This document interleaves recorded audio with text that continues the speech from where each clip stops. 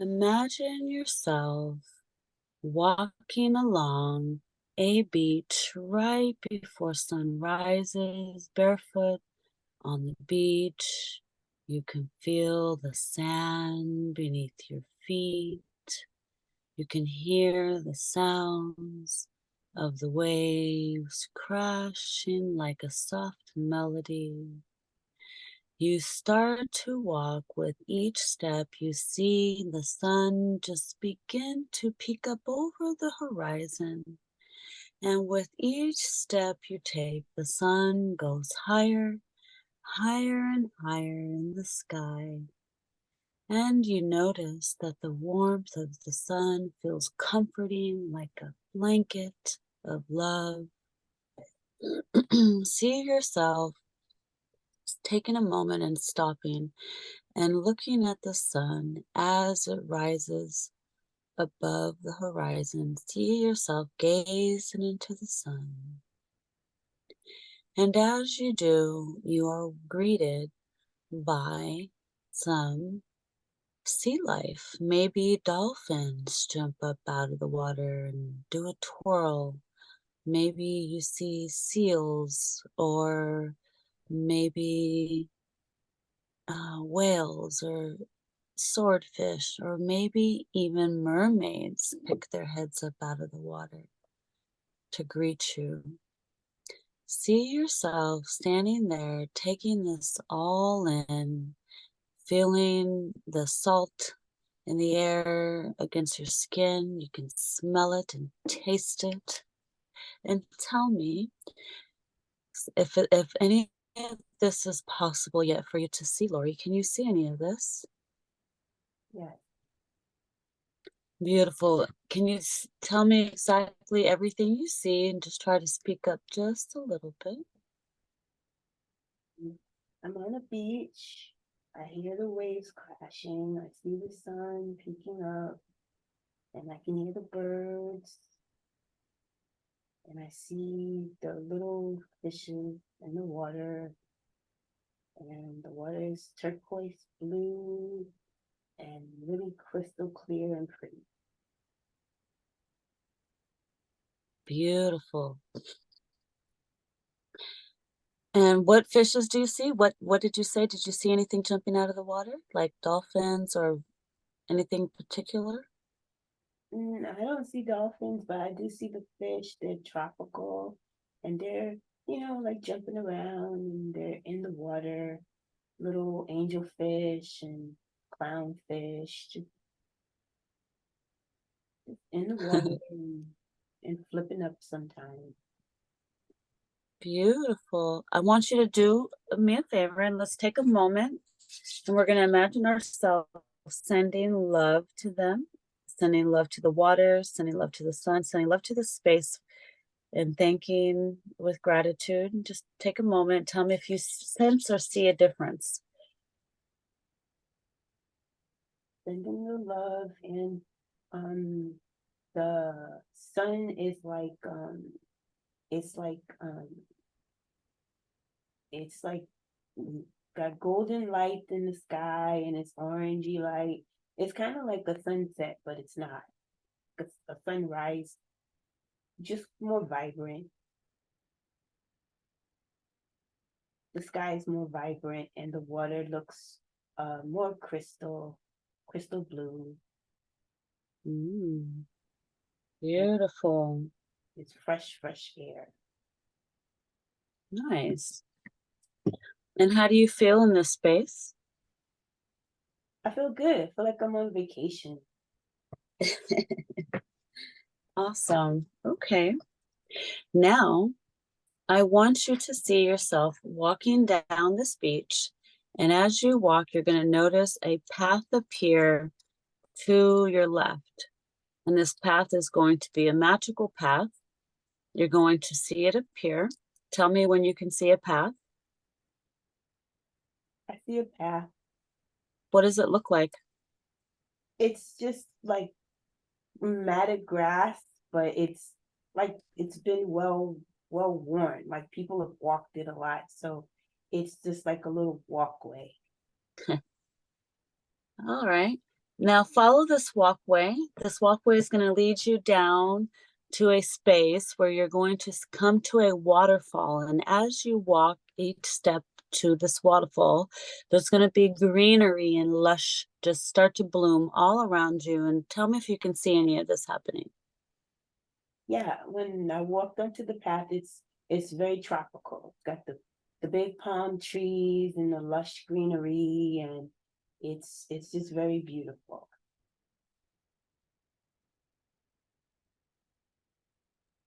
And Awesome. I see the waterfall. Okay. Go up to the waterfall, see yourself putting your hands out. You can feel the mist in the air. I want you to see yourself stepping into this water. This water is sacred healing waters. This is organic Gaia waters. This is sacred. I want you to see yourself getting into this water. You could either back float, take a swim, take a dip, just put your feet in, whatever you want to do. But feel yourself getting into this water and tell me, how does it feel?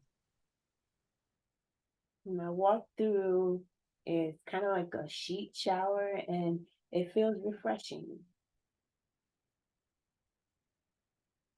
My my toes and my legs, it's only up to my calf that I'm in that water, but the waterfall showered all over. Beautiful. And how does this feel, this experience? The water feels, it doesn't feel cold, but it feels like room temperature. It feels nice. Beautiful. Now, I always like to have a little treat at the bottom of this waterfall for you. See something sparkly that catches your eye. It could be anything. I have seen and heard of just about anything that appears. So this is going to be a special gift for you. And let me know when it catches your eye and describe what it is, and you can pick it up and just describe everything as you go. You're doing great. Um, some caught my eye is gold. It's a gold coin. It's a large gold coin. It's like about the size of the palm of my hand, and it has some writing on the front and the back. I don't know what it says, but it's a beautiful bright gold coin. It looks it looks ancient. So yeah, Are you holding it in which hand? I'm holding it in my right hand. It's in my right hand. Well, I picked it up with my right hand, so it's in my right, and I'm looking over it. I'm touching it with my left, but it's Okay. holding it in the palm of my right. I want you to try something. We're going to try something new. I want you to pass your left hand over this gold coin 3 times. And when you do it the third time, you're going to be able to see the words translate. And let's see if we can get making what it is without your special glasses. Let's see if you can use your hand. Okay, so it's in my hand. It's in my right hand. I'm waving my left hand over it 3 times.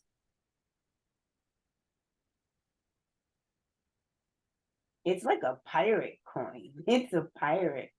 It's like a pirate coin, Yeah. like a doubloon or something. Is there words? Can you see the words yet? It's got words, but it's more pictures. It's more, I see a skull and a crossbone, and it's very piratey, like like a hidden treasure that was lost, and now I got it. Take a good look at it so when you wake up, you could draw it if you need to. Yeah, it's very decorative. Yeah. Get a good look of all the images. Can you get a good clear look of them? Hmm. Okay. All right. So I want you to look around. You're going to find a big rock.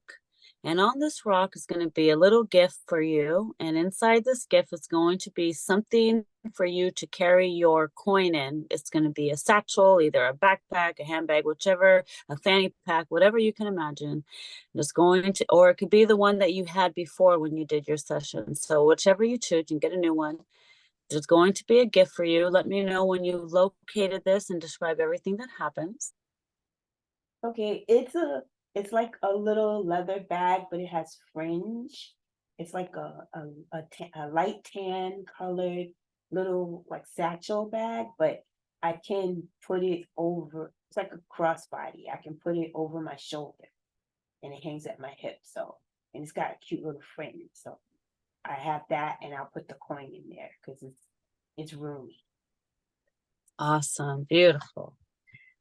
Awesome. So now once you've done that, we're going to continue on down this path. We're going to send love and thanks and gratitude back to this waterfall and this space for this opportunity and the gift. We're going to send love. And then I want you to see yourself following down this path. This path is going to go down, down, down a hill. As you do, the sun's going to go down and the moon is going to come up. This beautiful moonlight is going to feel welcoming and magical because you are in a magical space. And as you walk, everything is going to sparkle all around you. And maybe as you walk down this path, it's going to, oh, we went into the dark. Okay, so we're doing this in the dark today. We're going to go to a field of flowers at night. And behind this field is going to be your next destination. So the path is going to go through this field. And when you get to this field, you're going to see all these little sparkly lights around you. And if it's possible, let's see if the fairies will make themselves known. I don't know why I ended up doing this way. Maybe it's a reason. Let's see for a moment what happens. What do you see? Describe everything and see if this is possible. Well, it's it's night and the moon, but I'm seeing like auroras. There's auroras of colors spinning around. Um, I see the moon, but there's still waves of pretty colors in the sky, like like a portal, like swirling. Um, I don't see any fae or fae folk out. Uh, but there is like butterfly kind of things flying around, kind of like that, like night moths. All right, let's tune in to these moths. We're going to tune in and we're going to see if these are little fairies. We're going to tune in. I'm sending love out if there's any fairies that are there and that want to make themselves known. Usually we do this in the daytime, but I forgot we were doing the field and I was thinking the fire. So we're going to see if they want to make themselves known at night or if they're all sleeping at night. Let's see. Well, the night moths are out, and they're flitting around, probably food for the bats. Probably bats coming for them, but yeah, I just see the night moths. I see the greenery. There's probably things hidden in the greenery. They probably don't want to come out, Because it's dark. Yeah. but there's beings in the greenery, but they're not coming out. And they're the color of the greenery. Oh, you sense them in there? Yeah, they're in there. Let's send love to that grass. Let's send love to the grass and see if there's anything that pops out.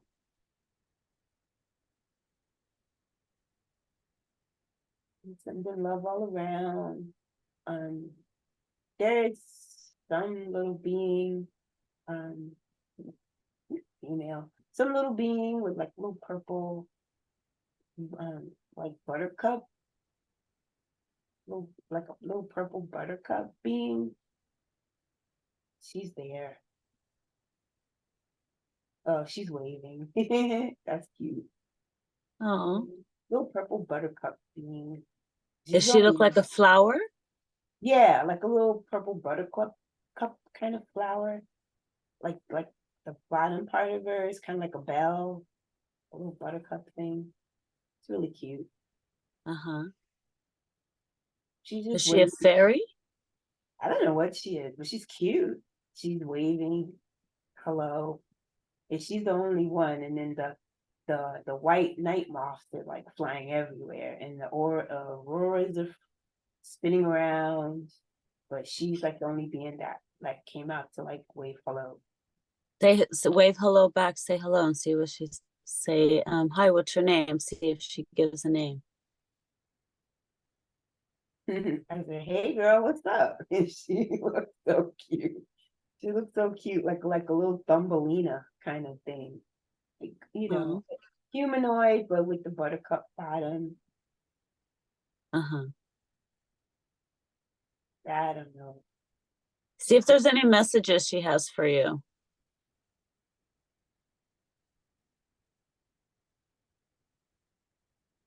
No, it's just love. She's sending me love from her people, love from her. I guess love from the fairies. She's sending love.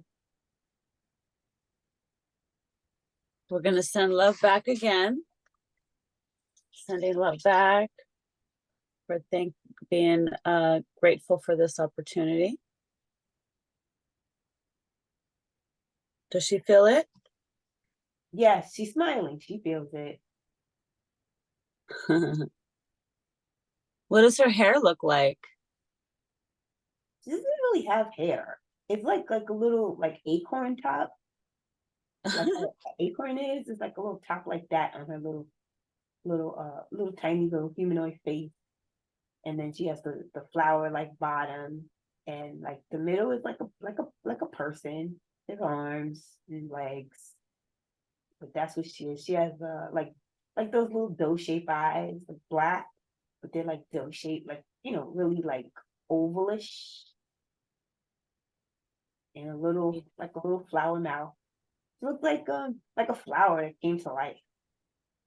Oh, beautiful. Well, we send love to her. Thank you for making herself known, for She the said connection. she said her name was Arietti, something like that. Really cute. Oh, really? Mhm. Oh, ask her if you're connected to her in any way. Yeah, she says,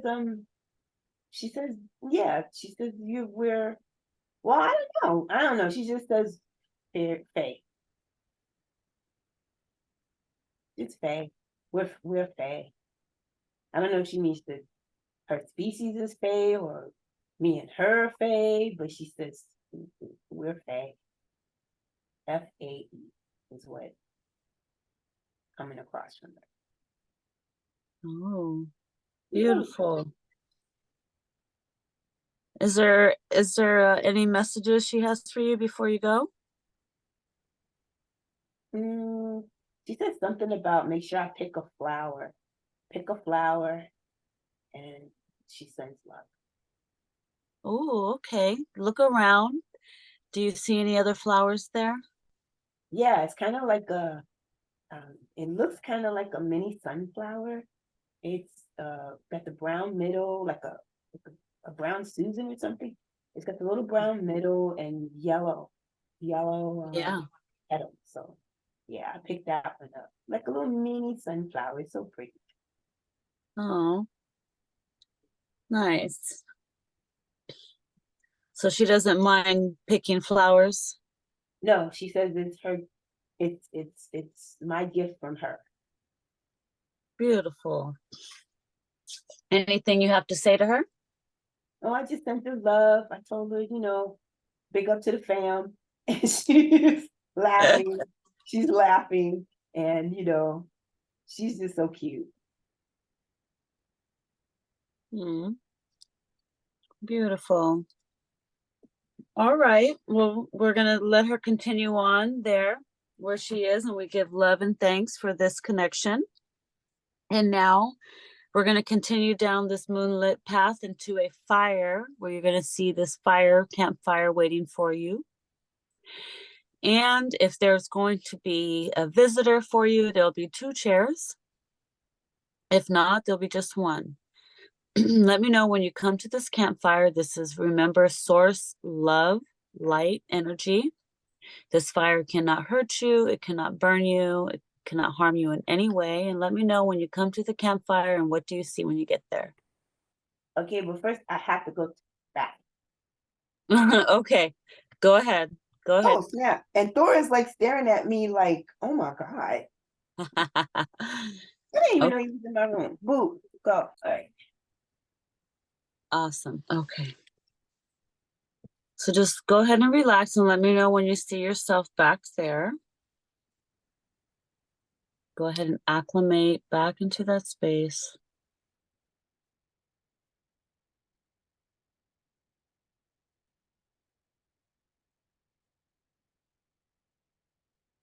Okay, I'm going back to the fire.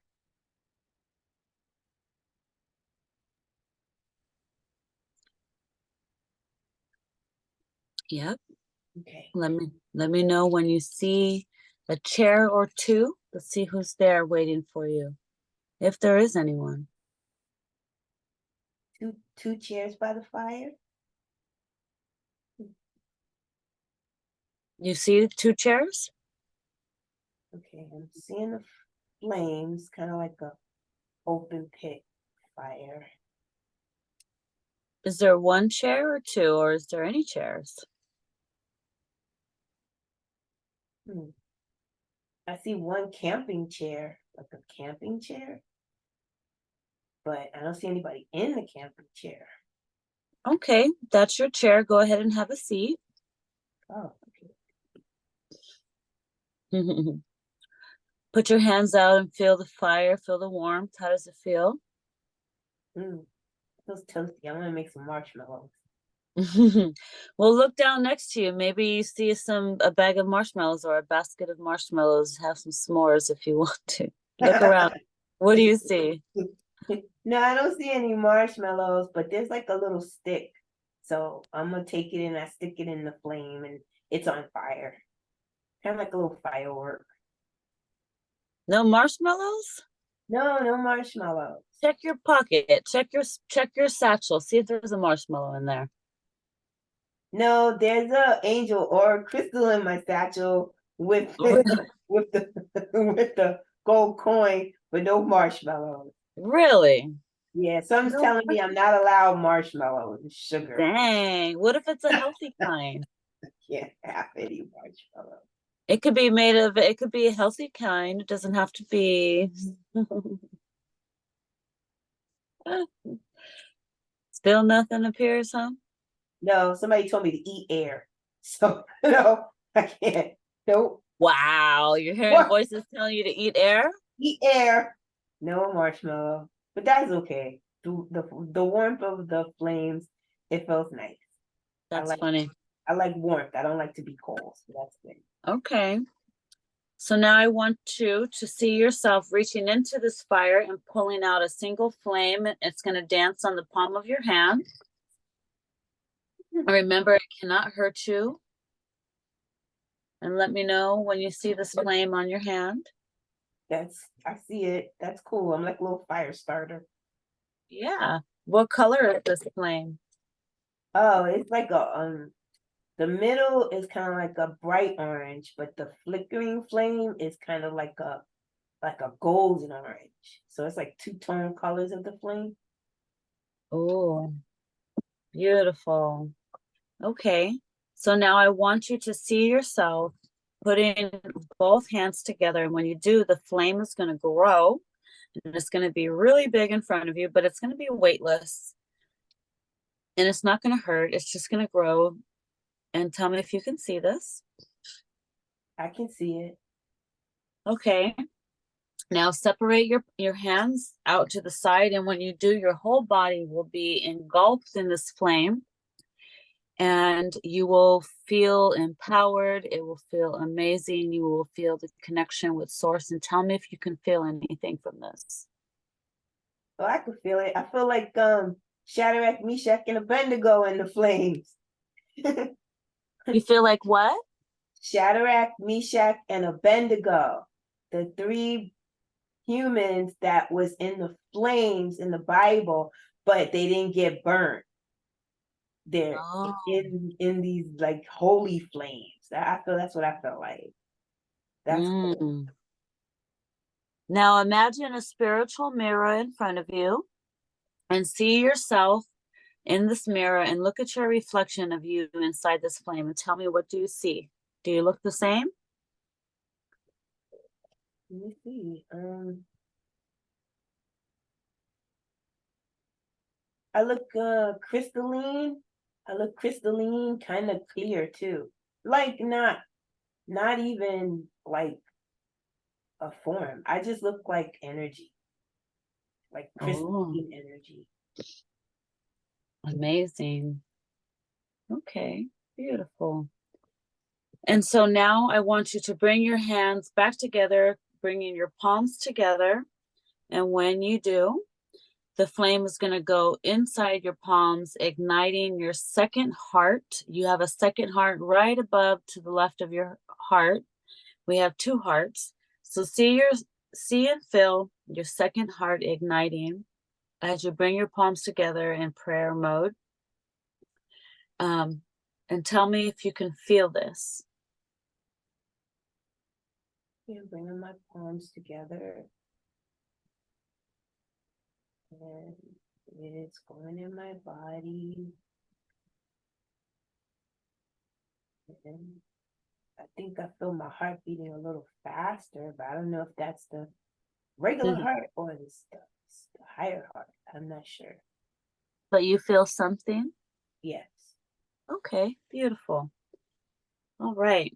And so now I want you to see yourself in the mirror. And did you see it go inside you? Yes. And what does that look like? I'm looking through me, which is kind of clear, so I can see the flickering flame in there. You can see the second heart? Mhm.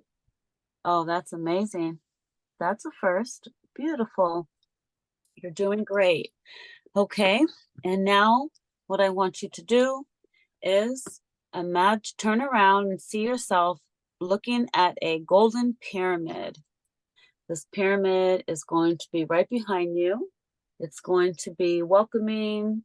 It's going to be a source love energy. See yourself walking into this pyramid and sitting down, and let me know when you're inside the pyramid. I'm in it. I love pyramids. I'm in it. And as you sit down, I want you to repeat after me 3 times. I invoke I, my, I invoke my I am presence. I invoke my I am present. Again, I invoke my I am present. one I more time. invoke my I am present. Beautiful. And now I want you to see yourself standing up in this pyramid. And when you do, the pyramid is going to turn into a Merkaba and it's going to start spinning all around you. And it's going to make itself invisible. This pyramid Merkaba is going to be around you from the beginning to the end of the session. And it will keep you safe and protected from the beginning to the end. You will know this and you will feel it within your heart. And now we are ready to travel. So, what I would like for you to do is start this journey off. And let's see, do you want to call in your rainbow spaceship? You want to manifest it for you so you can start your traveling? Yes, it's here. Yeah, they're ready to go. We're ready to go. What does it look like? It's like a smile. It's like a smile. It's like an upside down rainbow, but it's like an etheric ship. So it glistens and it sparkles. It's like the most girliest ship ever. It's like Hmm. a smile, you know? Let me ask you a question. Would you like Thor to join you on this ship, on this journey? Sure. All right. So while you're standing there, I want you to imagine yourself calling out to your dog Thor, and he'll come running down that path, and he'll come running to you. And let me know when you see him. I see it's crazy, but What does he look like? The same or different? No, he's like a baby dragon. He's so adorable. Is he a baby dragon? Yeah, he has like a little tail.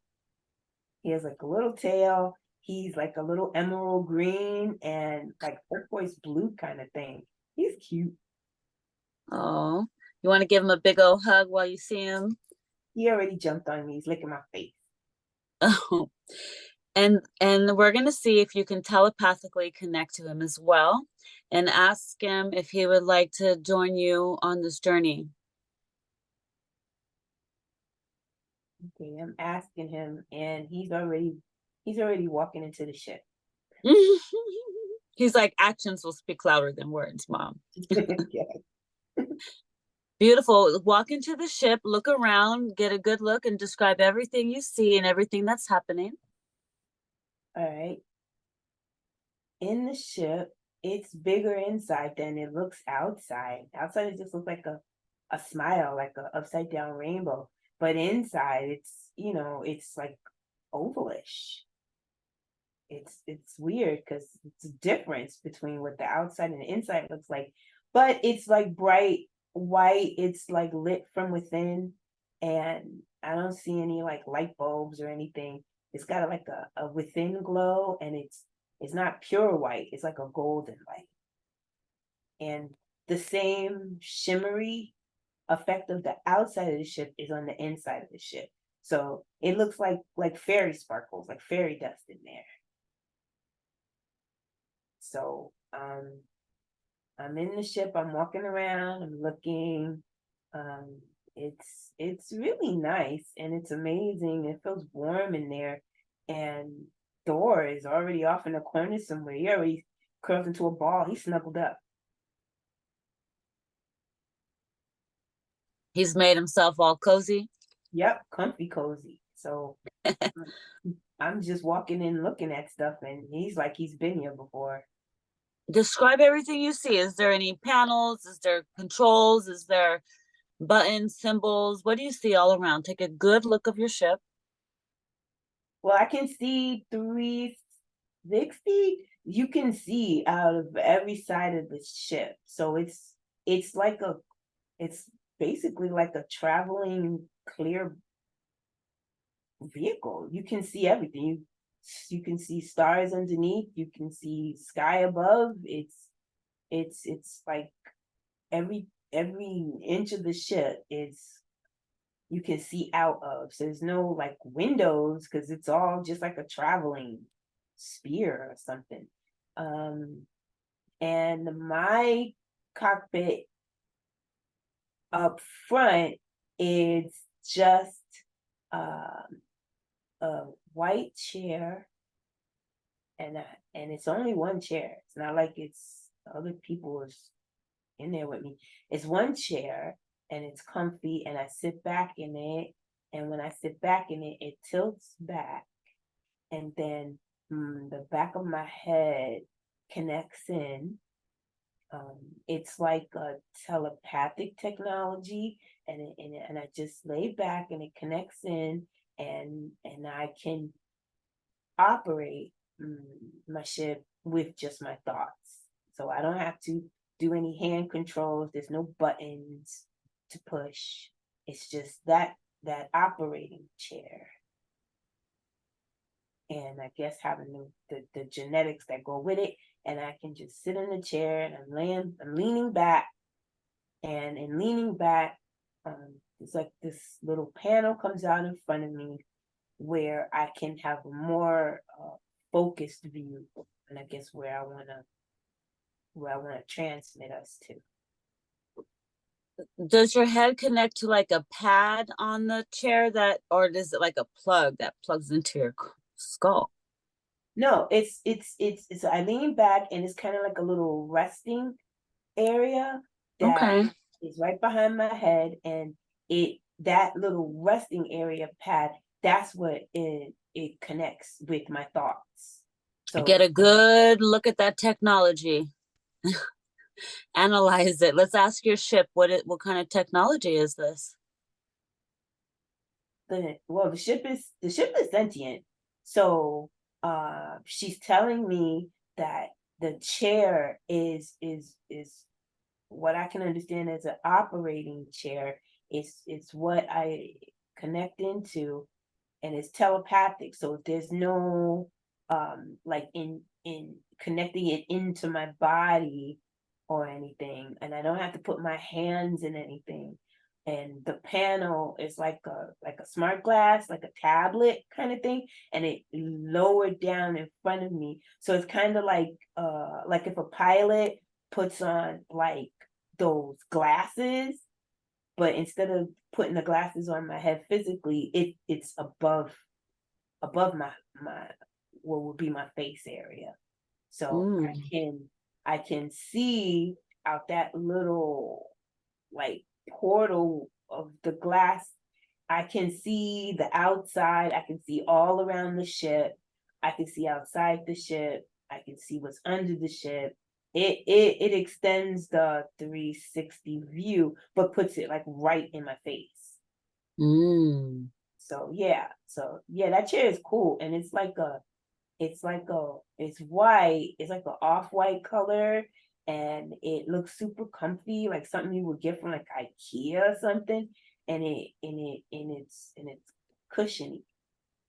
So it's supporting me, supporting my back, my head, and I just sat in it, and it kind of like just conforms to your body. Mm. Yeah. Is there any buttons or anything like that on the walls or panels, or is everything just No, seamless? everything's seamless, everything's clear. It's like traveling in a giant crystal ball, basically, like a ovalish giant crystal ball, where it makes you feel floaty because there's really nothing to anchor you except for that chair. So nothing is Mm. really, once you start the ship up, it goes, and it feels like you're literally flying through space, Mm. like a roller coaster ride where you're in the chair and you can't really see what's underneath you, but you can see around you, and you know that you're flying through the air. That's what it feels like. That's what it looks like. Are you already flying? No, it kind of like once I sat in the chair and engaged with the chair, now it's basically asking me what I want to do. Okay, cool. Let's see. We want to find out where we can get answers for your highest healing. So let's see. Where's the first place you want to explore? What would you like to explore? Is there a particular past life you have questions about? Or what? This is your show. You can navigate it any way you want. I can throw ideas out there for you. Or if you have anything in mind off the top of your head, it's up to you. What do you think? Nah, we need to go to Egypt. We're gonna fly this puppy to Egypt. What what uh what time period? Any idea? I'm Or do you want to find out about your past lives in Egypt? well, I'm in the chair, and since I said Egypt, right now I'm looking at people in Egypt, and we didn't even go there. It's like the smart glass in front of me will connect and project where we need to go. So once I think about it, like with intent, it will take us there. All Um, right. I You don't found the know. spot. Let's go. Program your ship, or is it already in orbit? Is it already taken off, or did it already land? No, we haven't taken off. We're still like in the area of like the, Beach? the lushness. Okay. Just making sure. I didn't know if you was like, taking off or if we were guided. Beautiful. You're doing great. Okay. So here's your opportunity. See yourself programming your ship to take you to a time where you can get answers about Egypt. You feel like you had some past lives there. Let's see what we can find out. Maybe you had more than one. So let's see where we can get answers for your highest healing. and have some fun. So go ahead and program your ship and describe everything that happens along the way. You're doing phenomenally amazing, and we've just begun. So go ahead, take it away. Um, I'm thinking about Egypt, and I looked over. He's still laying in a ball, but now he's like in a protective bubble. He's like in a clear bubble. So inside the ship, the bubble ship, he's in like a little compartment. I guess that prepares him for travel too. And he's looking at me, but he's ready to go. So I'm thinking about Egypt, and I'm seeing in the little glass pad people walking around, and it's not like modern Egyptian. This is like, you know, like from the past, because they have um, like linen garments that I can see them in the glass pad. So I'm going to tell the ship that that's where we need to go. And I'm just laying back and I'm thinking with intent to Egypt, and the glass pad, it's undulating, and I feel the ship vibrating. Now the ship is vibrating and I can feel it in my body, because the chair I'm in is like a suspended chair. It's not even connected to the floor. It's just suspended. And when I sat back, then I guess I connected in with it. So I'm floating in this chair. Thor is in a protective ball, and the glass pad is undulating to the time when people were wearing those like cultural clothing, and then the ship is vibrating. So it's vibrating and it's getting brighter inside. So it's still clear all around, but like that original light of when we first came on, it's getting brighter. So we have a really bright, but this is white. It's like really bright white glow.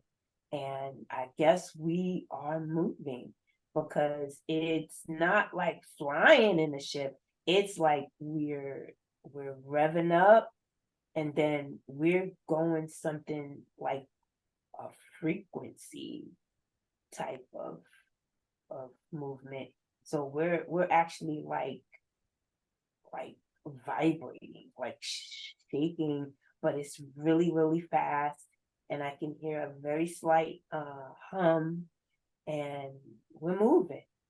And we're like leaving from this point of where we are, and we're locating into the other point.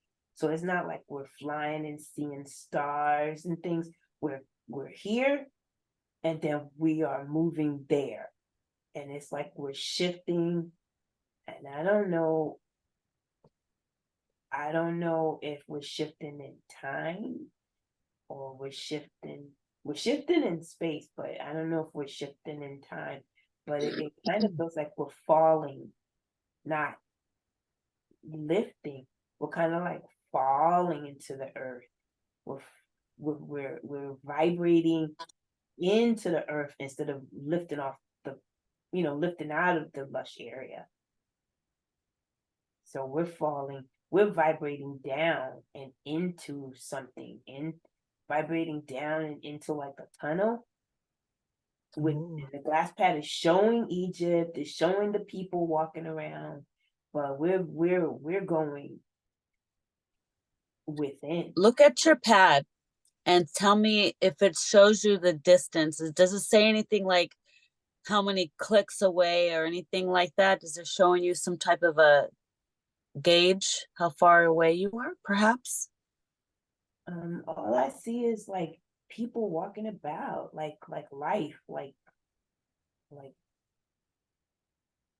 activity, but like people, like living a life, like a sliver out of a section of life, and that's what it's showing me. I don't see Okay. metrics or numbers or gauges or buttons to push, or it's just that pad and me in that chair, and we it's like tunnel travel.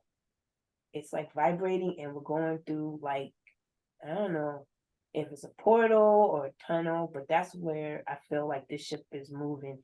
We're going into the earth, and it's like we're going into the earth and we're going into like time.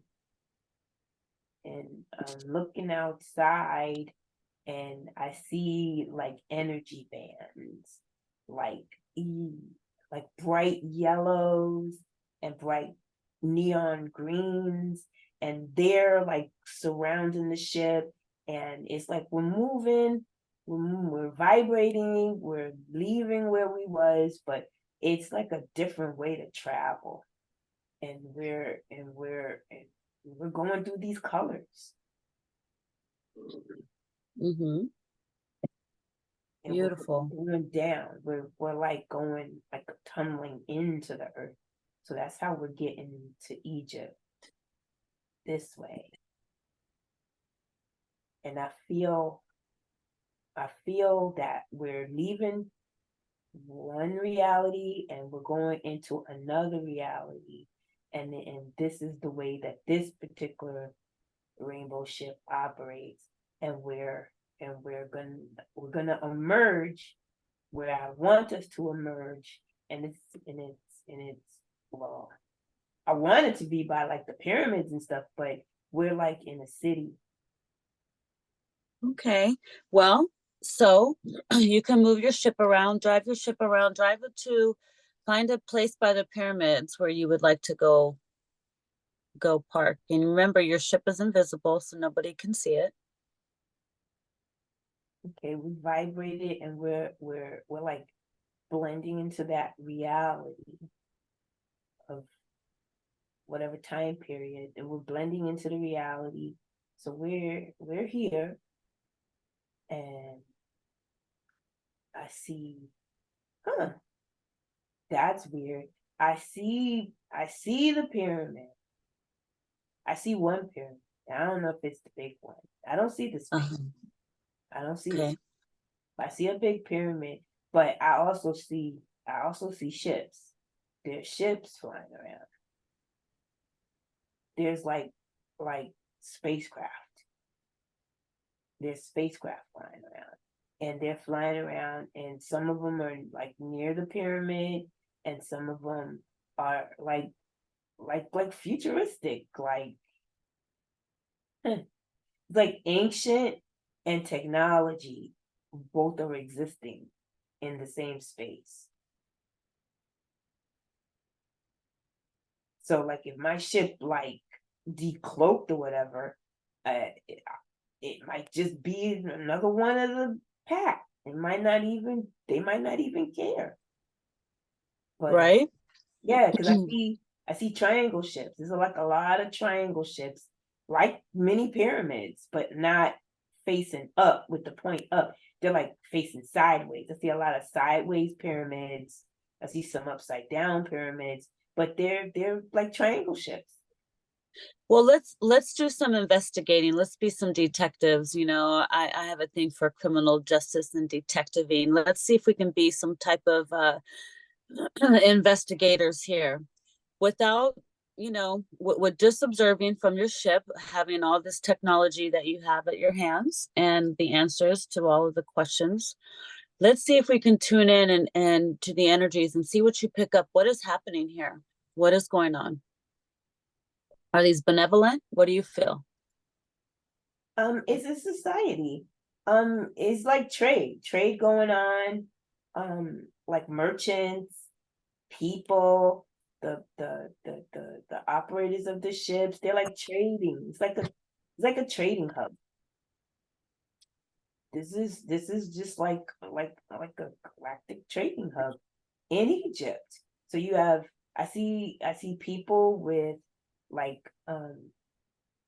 like like regular clothing, but it looks like cotton or linen or something. Um, I don't see anybody like elaborately dressed. They're like working class people, just like people. I don't see any like pharaoh types with a lot of stuff on them. It's like working class people, and merchants, like a market, and they're all around. This big pyramid is there. I don't think it's the Giza Strip pyramid. I don't think it's that big pyramid because there's no Sphinx here. It's just Do a me a big. favor. Ask your screen, tap your screen and ask your screen, what pyramid is that? And the name will appear on your screen.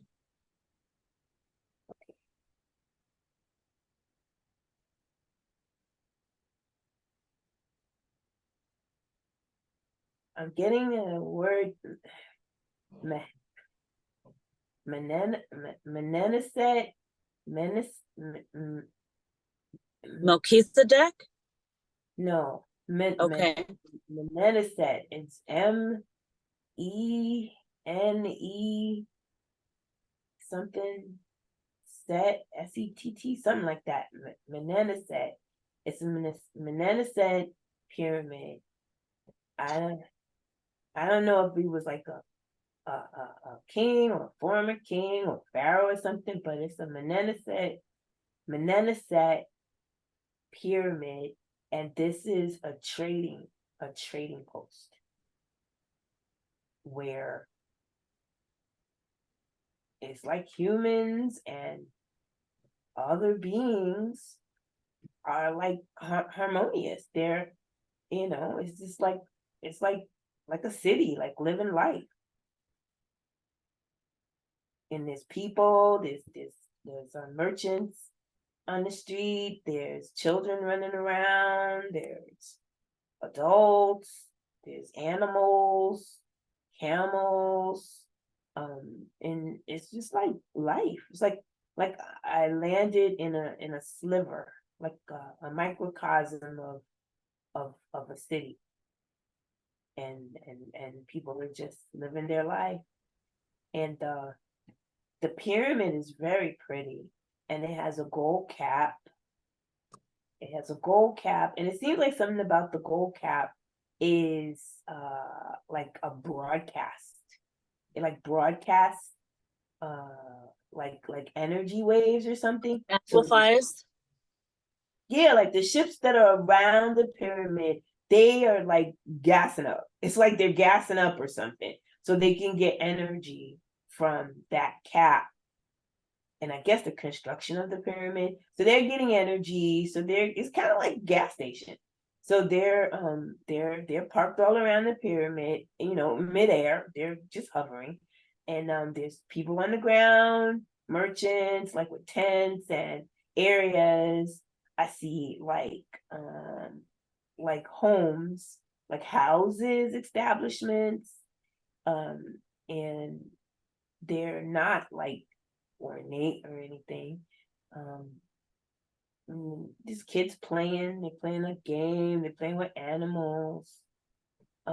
It's like a very harmonious area of the Okay, Med. let me ask you a question. Do you see normal animals or magical creatures? No, they're normal animals. They're normal. They're like oxen. Yeah, I see an oxen. I see cows, kind of like cows, Okay. and Do me a camels. favor. Ask your screen, ask your ship, what time period is this? See if you can get a date. Tap it and see what it says. I don't know. I see 16 BC, something like that. A 16 came up. See 16 what? 16 BC? Yeah. Okay. I don't know what that means or what time. Let's see.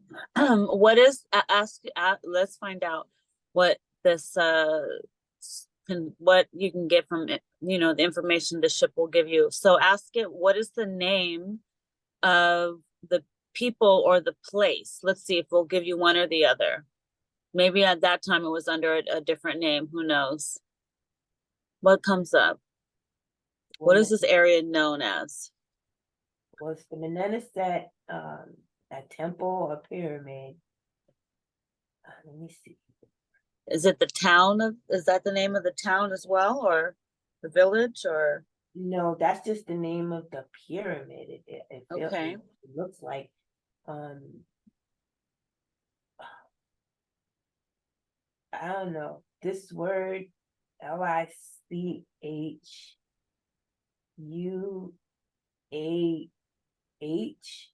Lichuan, Lichuan, something like Lichuan. I think that's the name of the people. The people are the Okay. Lichuan people that live and reside and work near the Mahenisan Temple. Ask your screen, who is the ruler of this place? Is there a name? Is there a king or somebody, a pharaoh? Is there anybody in charge?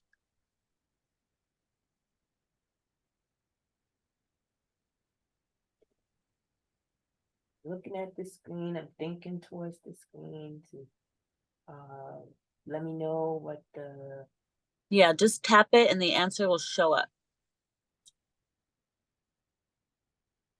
the administration or rulership is here.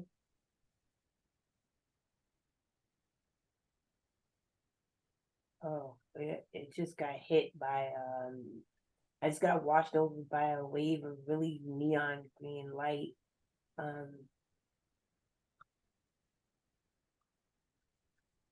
like a big old orb came through. Um, What happened? An it, orb came in? yeah, it's like a big old wash of light, like a big old orb of bright green neon light washed in when I was looking at the smart screen. It just washed in over my frame of view. What was that? I don't know. It was just like an Ask your ship. Your ship is sentient. Your ship is very intelligent. Ask your ship, what was that? oh, it says it's a re-up, like it's getting energy from that pyramid. So the energy of the pyramid is energizing my ship while I'm on it. Is it like a galactic gas station for spaceships?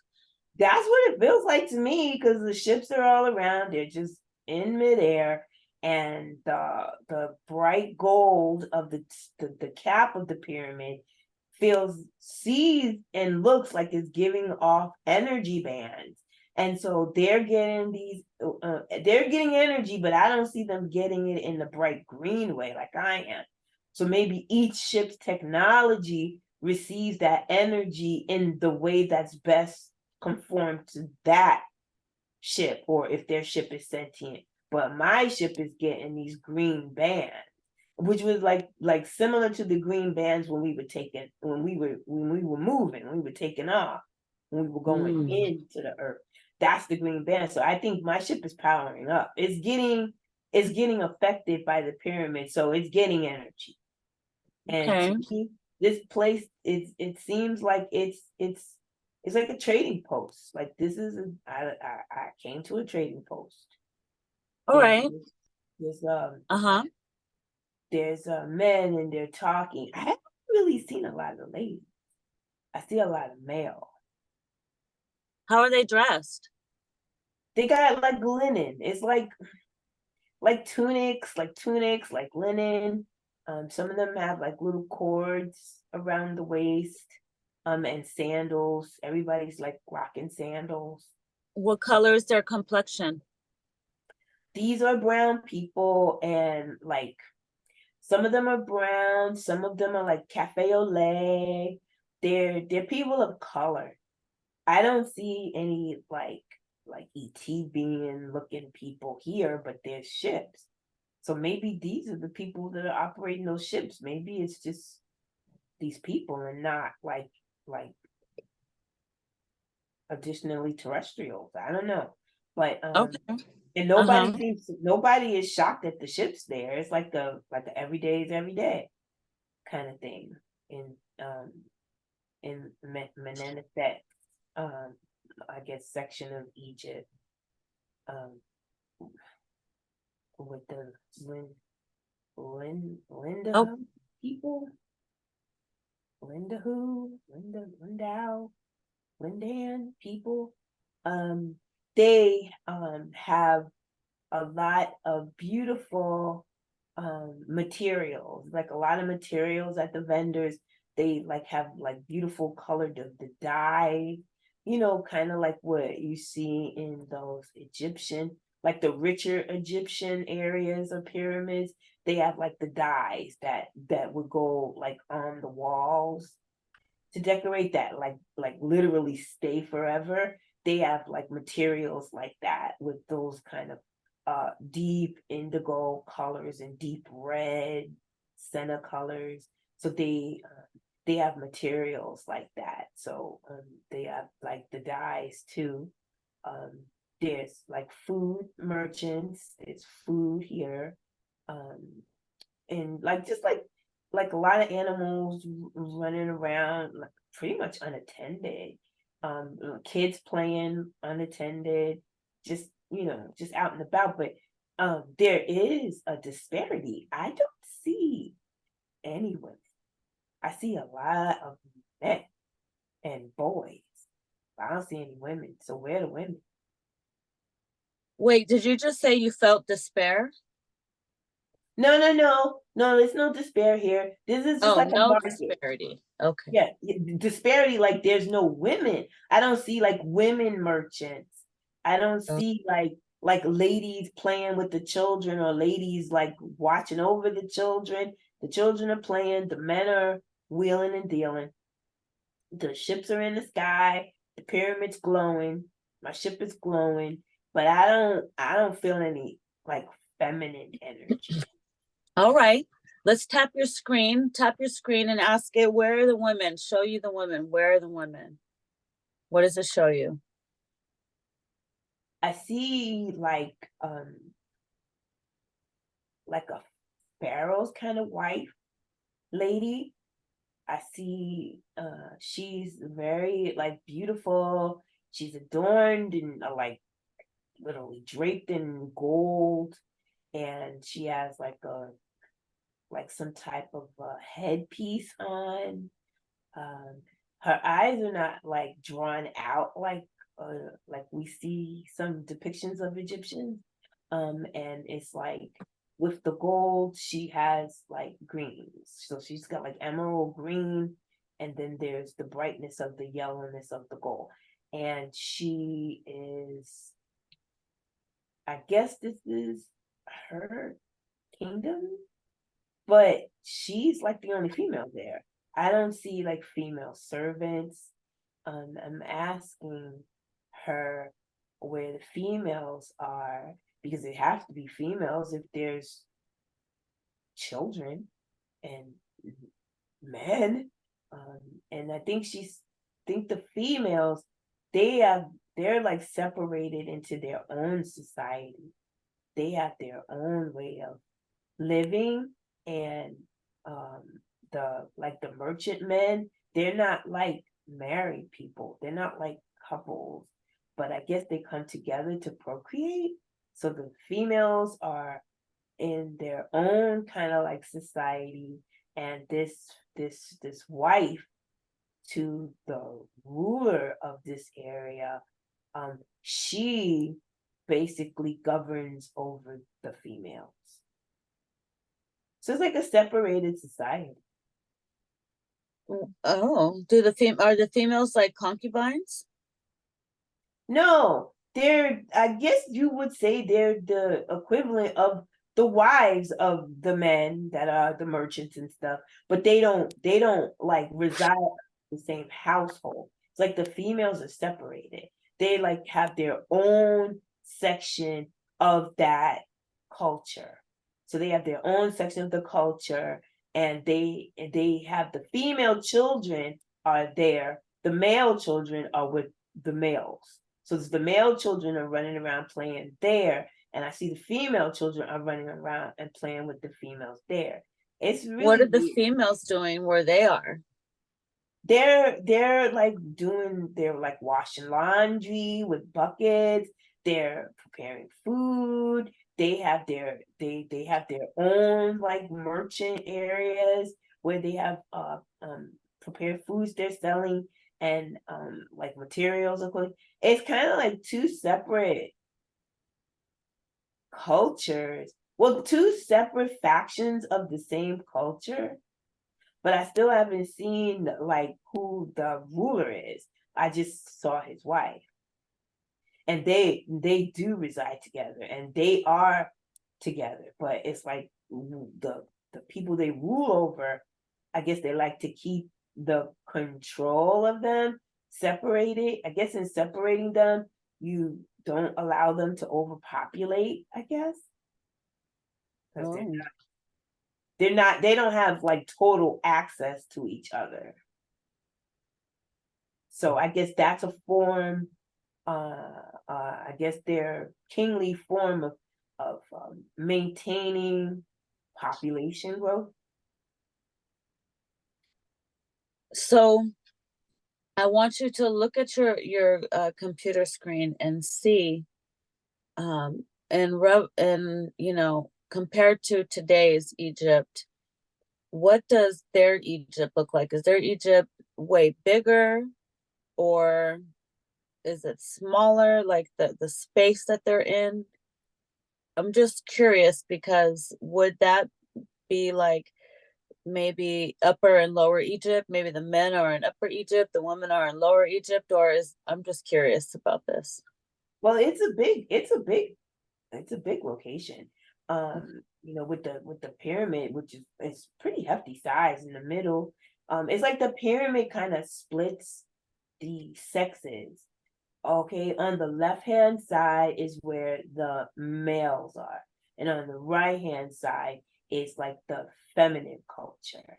So, and the pyramid sits right in the middle of both cultures. And the the queen, and I guess whoever her king is, which has still not appeared, they are in the middle of both cultures as well. So they rule the kingdom from the middle, but Mm, it's a big kingdom, and it is not like it's enclosed with walls or anything, but it's like an expansive space in the desert.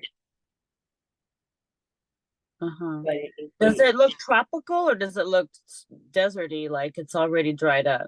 yeah, it's dried up. It's I don't see any palm trees or bushes or things like that. I just see sand. I see dirt. Like dust, sand. That's what I see. But they have structures built. There's structures built um with like stone and sand. So they have like domiciles, like homes and spaces, but mostly the merchants are like open air merchants. But there are like dwellings. They have dwellings. Both sides have dwellings, and it's like a separated culture. I wonder. I never heard of such a thing in Egypt.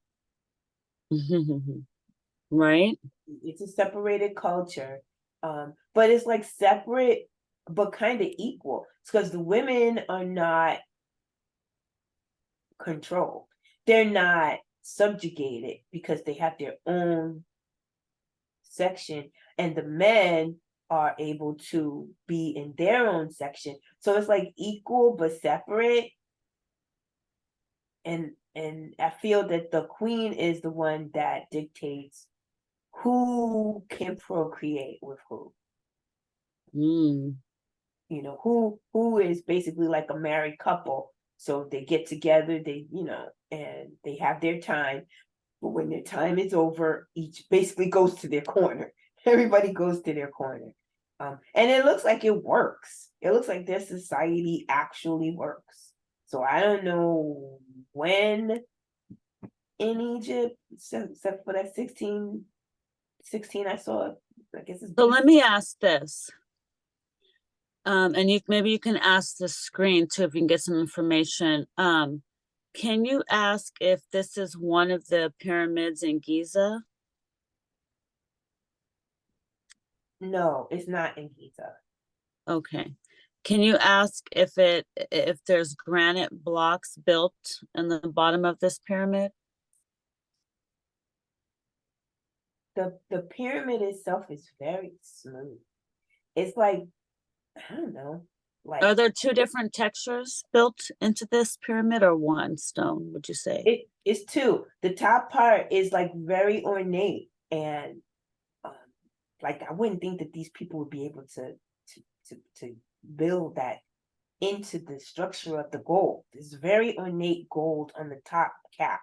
And then the structure of the pyramid is kind of like burnished sand. It's like sand blasted. It's like,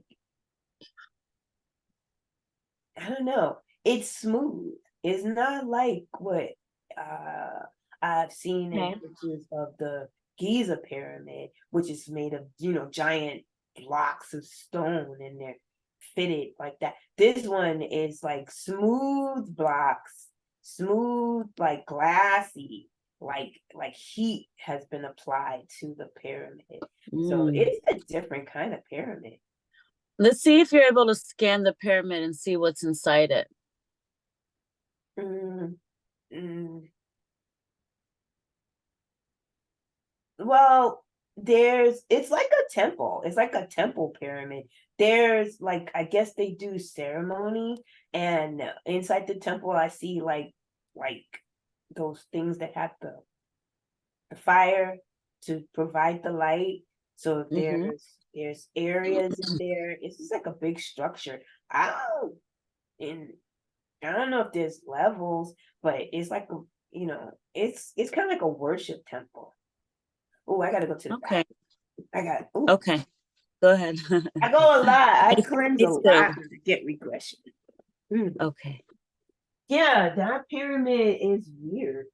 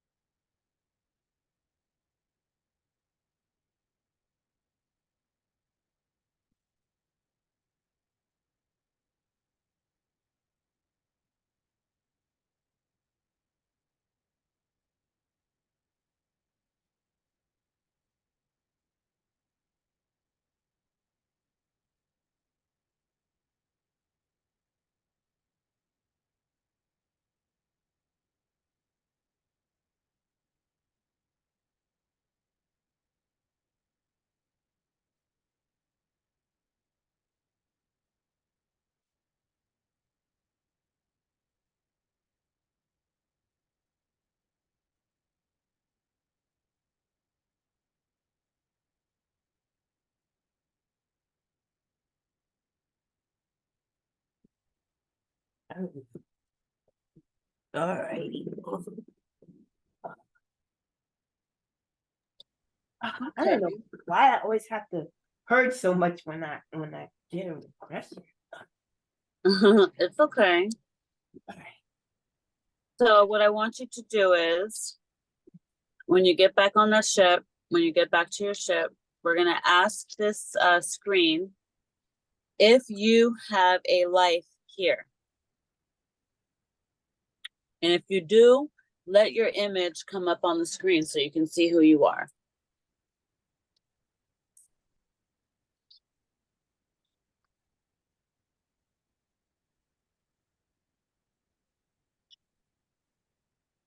I don't I don't have a life here. I'm one of the people in one of those ships. Are you? Yeah, I'm one of the people in one of like the flying pyramid ship. Because Hap- that's when I asked, I was immediately pulled to inside one of the triangle ships. what do you see? What are you being shown?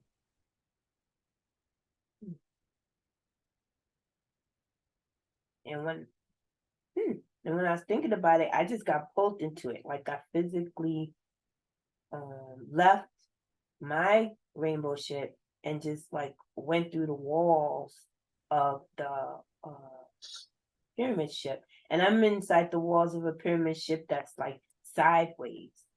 Like the pyramid is like the point is going this way. And I'm inside there, and it's like rudimentary technology in there. But there's a seat, there's like a throne in there, and it's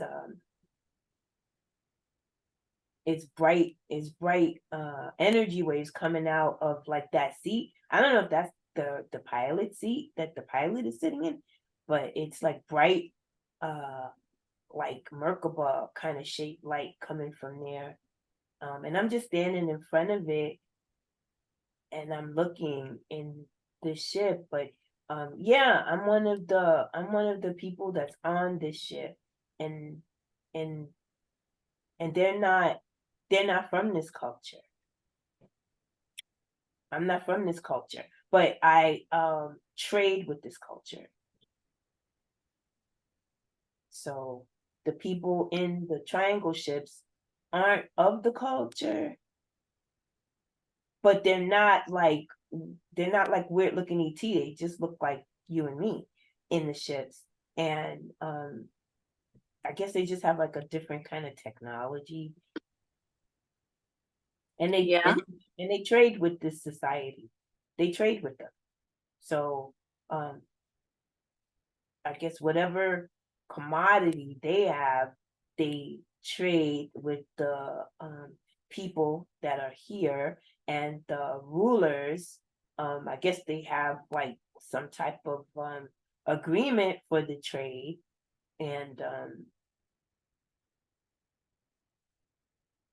oh, maybe that's why they separate the sexes.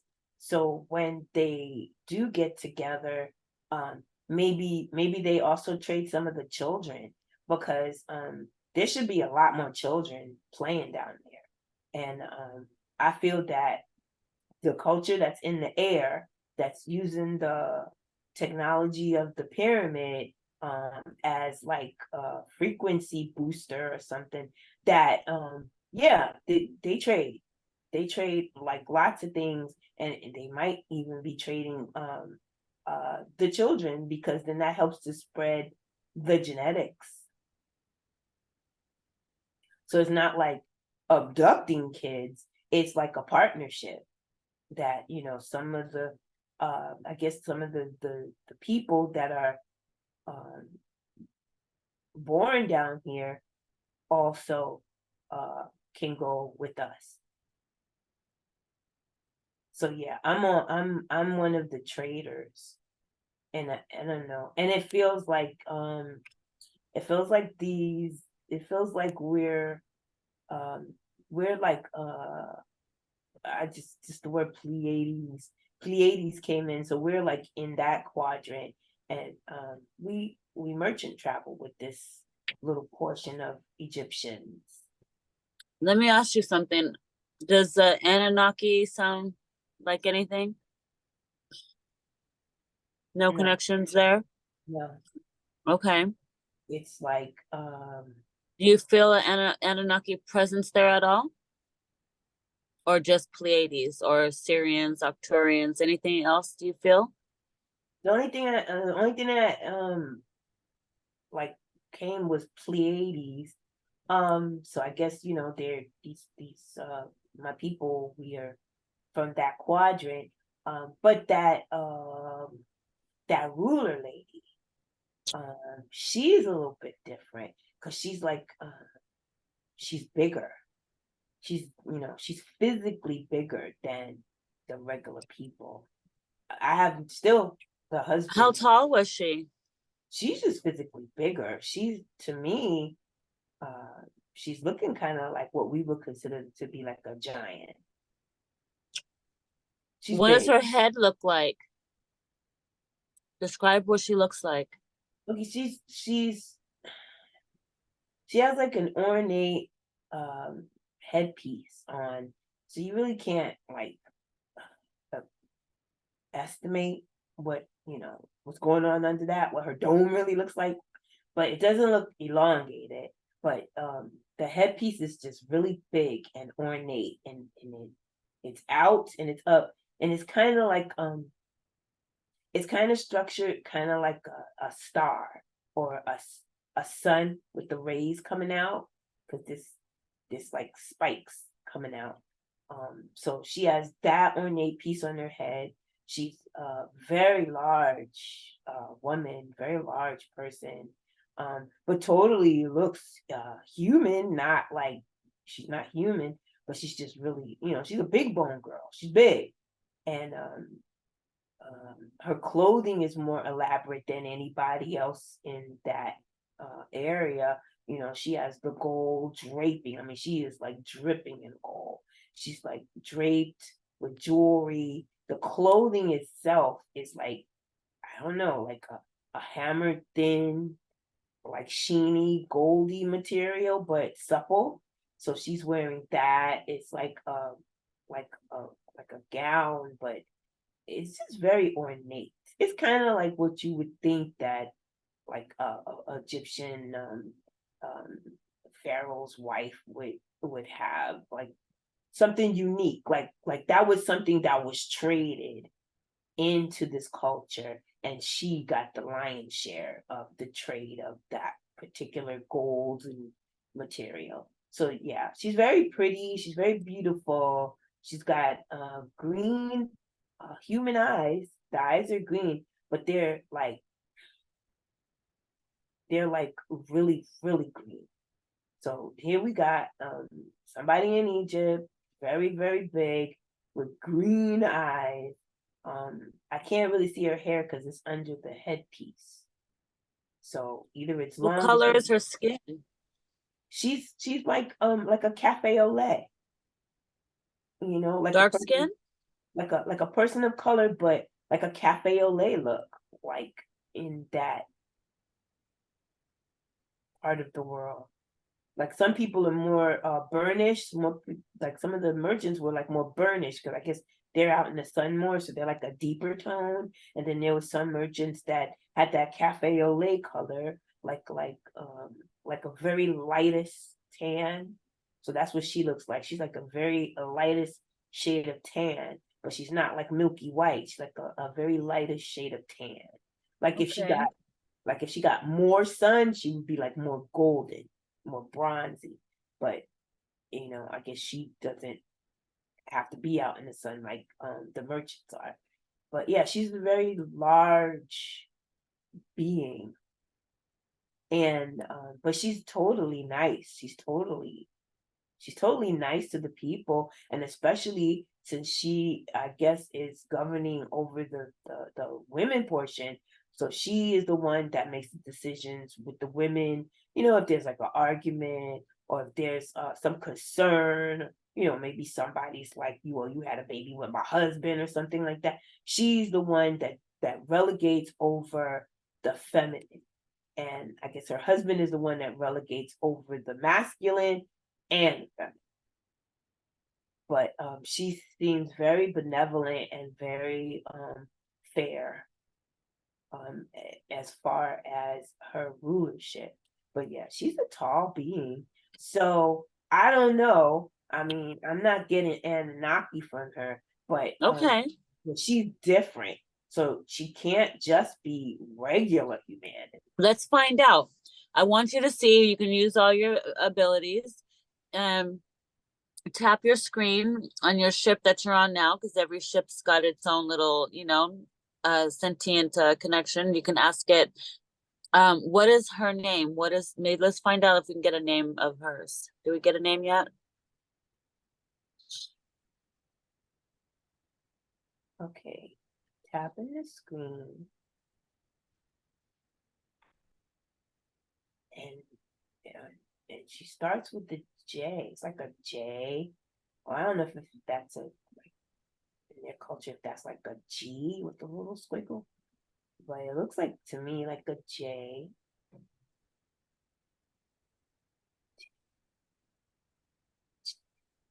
Jaspeth, like Jaspeth, Jaspeth, Jaspeth, Japheth, something like that. So she's Queen Jaspeth. Mm. And See her standing next to her husband. Tap your screen. I want the screen to show you what does her and her husband look like. Are they the same? well, he's a little bit bigger. He's a little bit taller than she is. I mean, she's like, I don't know, 8, 9 feet already. Maybe 11. He's pretty big. And he's bigger than she is. And he's ripped. And he has a headpiece on too, but his headpiece goes like close to the face and then it's going straight up. And then it kind of caps off with like a flatness, but it's made of gold and it's very ornate. I'm asking the screen what is his name, because if the What pyramid, color is his skin? he's a little bit darker than his wife. His wife has got that creamy cafe look, and he's like a little bit more brown. He's more brown. He's like maybe just a skoch browner than my skin tone. So he's brown, but he's big. He looks like warrior class pharaoh or whatever. But he's big. And I'm trying to see if the ship will let me know what his name is. She's Jaspeth, and they said his name is URH, something like that. Jaspeth and King Queen See if Jas. you're able to find out where they're from. Tap your screen and ask what star system are they from. Obviously, they're not human, right? Are they Nephilim or what would they be considered? Let's see. They're really big people, so they can't just be human. Uh, Nephilim, Tartarian, Syrian? Are they from another planet? no, it said Sirius. They're from the Sirius section, Sirius quadrant. So I guess they must be like under the Syrian umbrella. Oh, There's a Syrian rulership here in Egypt. what does it look like?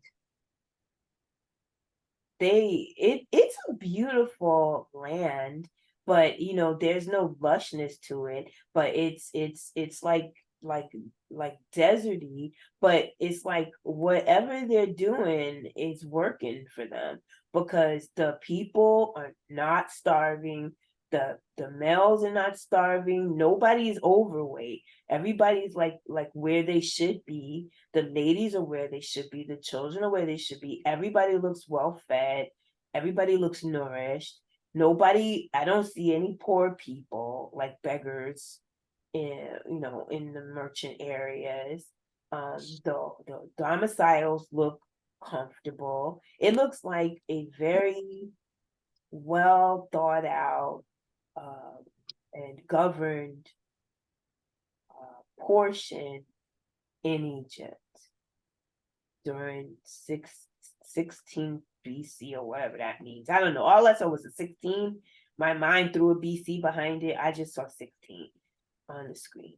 And they rule with benevolence. They're not harsh to the people, and they trade with the beings like me from the Pleiades. They trade with us. Food stuff, clothing, ink dyes, things like that. They trade with us, and we get the energy from the pyramids for our ships when we come and go. And it's like that they also use that pyramid to stay in connection with their people. I guess the people out in the universe that they need to be connected to, they use that a pyramid to enact that too. So it's like a gas station for particular ships, and it's like a communication um, pyramid for other things. And within the pyramid, it's like a holy temple, like their temple, where the males and the females can come, and they come into the temple. They do their worship in there. I don't know if they bring like things for them, food stuff. I don't know, fragrant things, but it's like a nice get up. But no, I'm not. I don't. It's not a life of mine. Being like I live there and have a husband or kids, but it's like I'm a trader. I'm one of the traders with that culture. Okay. See, I want you to see yourself in front of your spiritual mirror and look at your face and describe what you look like. Okay, I'm definitely human looking. I have bronze skin, not too dark, but it's like a bronze skin, and my hair is lighter. I have hair. It's like shoulder length, and it's like a auburnish brown, not not quite reddish, but auburnish, not like blonde like people portray, certain Pleiadians. And I have like a regular face. I have like a human face. It's not adorned. I don't have like makeup on or elaborate clothing. It's like I'm wearing a tunic.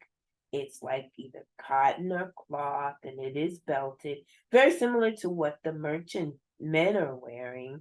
Um, I Are you I male or I don't female? know. Maybe I'm female.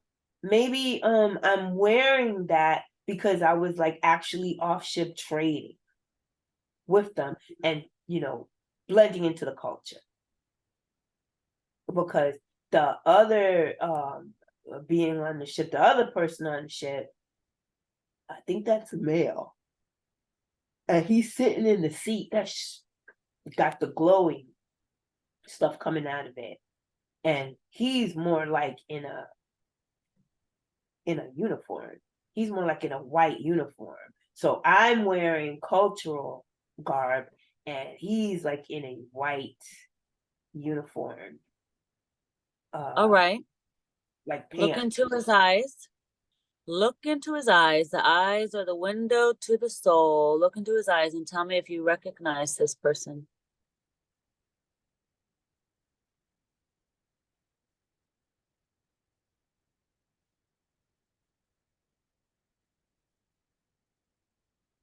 I don't like recognize him like in like the life I'm living now. Um, but we're well, he said we're family. We're family, but I'm not. I guess not in this one that I'm doing now. Are But you galactic soul family? yeah, we're connected. We're connected through our. I guess it's the cosmically. But yeah, he said we're family. And I guess this is what we do as a family. We trade with other cultures. We trade with other cultures, and we take the things that we trade back to where our home is, and then we bring things from our sector, I guess, of the galaxy into uh, other cultures. And this is the particular culture that we were dealing with today. Okay. So what happens? Have you already picked up what you needed to pick up? Yeah, yeah. It's like he was like getting more of the energies, I guess, mm, energy bands on the ship. So the ship is his ship, the sideways pyramid ship is really juiced up. It's really gassed up. I don't know what kind of energy waves those are, but it pretty much the ship is operating at full capacity. Okay, well, we're gonna try something.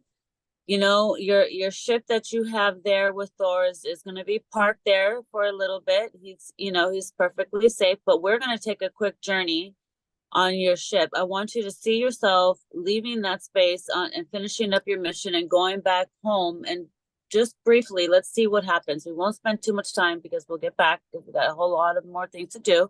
But I want to give you a glimpse of this. So let's see if you can see yourself, see both of you getting ready to zip back home, and just describe what that's like and what do you see when you get there. Well, he's the pilot. He's sitting in the seat with all the glowing energies coming out. He's there. His ship is not like what my ship was. His ship, he's seated, but he's got his hands on like technology, and he's um there's no like panel in front of his eyes. He's seated, and all these energies are like coming up, and pretty much like a fireworks show where he is, and his hands is on this technology or in it, and he's this is and it seems like his heart rate is speeding up, and I guess he's connected in, and that's how we're flying, because right now it's lifting up. So it's sideways where we were parked and guess gassing up, and now it's lifting up so that the pyramid is got the point on the top now instead of on the side. And that's how we're moving. We're moving like literally like a flying pyramid, and we're ascending, and we're this not like my ship. We're moving. We're accelerating. It's going, and we're moving, but it's like there's like an energy field that's sparkling up high in the atmosphere, and as we're moving, we're like shooting for that energy cluster, and it's like once we get to the right velocity and we hit it, it's like we're breaking through something, and we're going forward, and we're moving forward. So it's like it's like something opened up a access point in something else that allowed us to, I guess, leave that reality and and burst through into a space where we can travel, where the ship can actually move. So that's what we're doing. Like a And Stargate?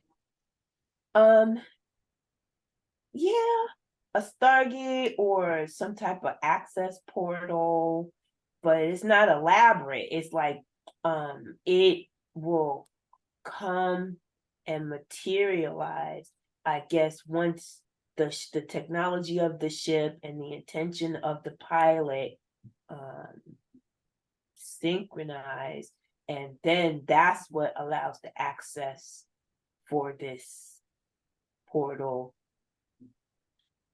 technology to allow you to go through and, I guess, leave the confines of the Earth realm or something. So yeah, Mhm. so that's what we're doing. We've gone through that shimmery space, and now we're moving in space. So we're literally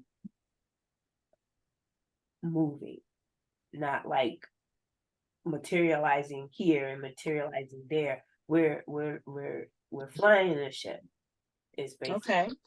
so and we're in a pyramid, but we're like right side up pyramid, and instead of sideways where we were gassing up. So we're just moving in the pyramid, How and long does it take for you to get there?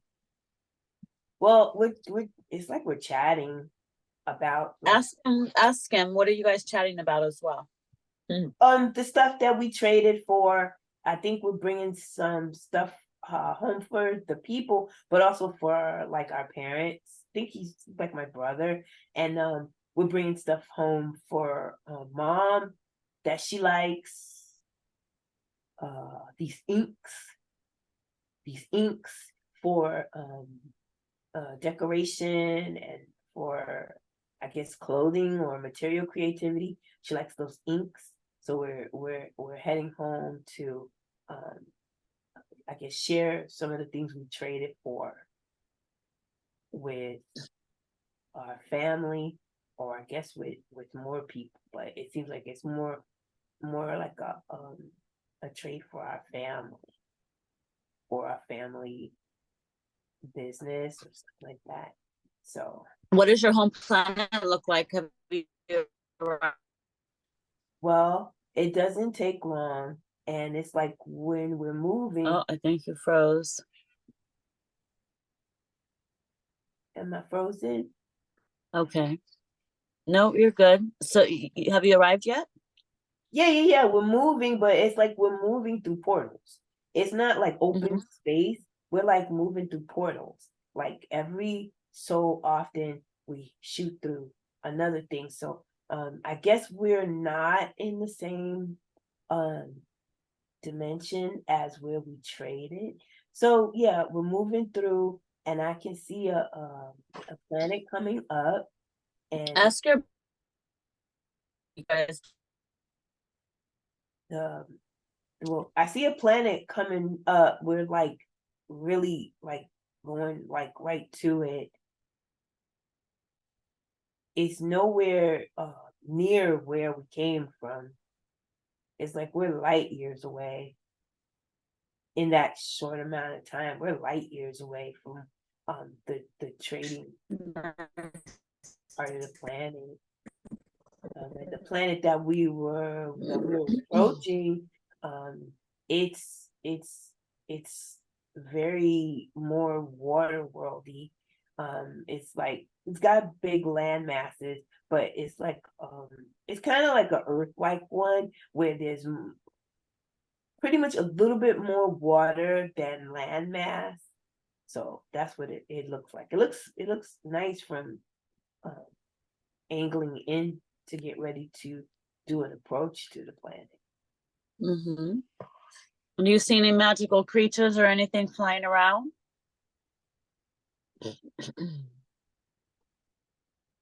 No, but there's like satellites. There's like satellites and there's like I don't know, I guess like military protection up there. So I don't know uh, Please.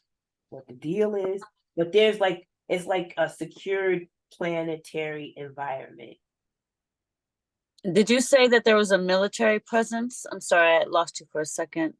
Yeah, it's like there's satellites and like ships above the planet that I guess kind of like watch over the planet. Maybe it's a military branch that secures the perimeters of the planet along with the satellite looking things. So yeah, it's like a Earth-like world with big land masses and a lot of water, but it's a secured environment. So I don't know if that's a result of problems with other species or ancient result of it. But yeah, it's like it's like a layer, like two layers of protection up there.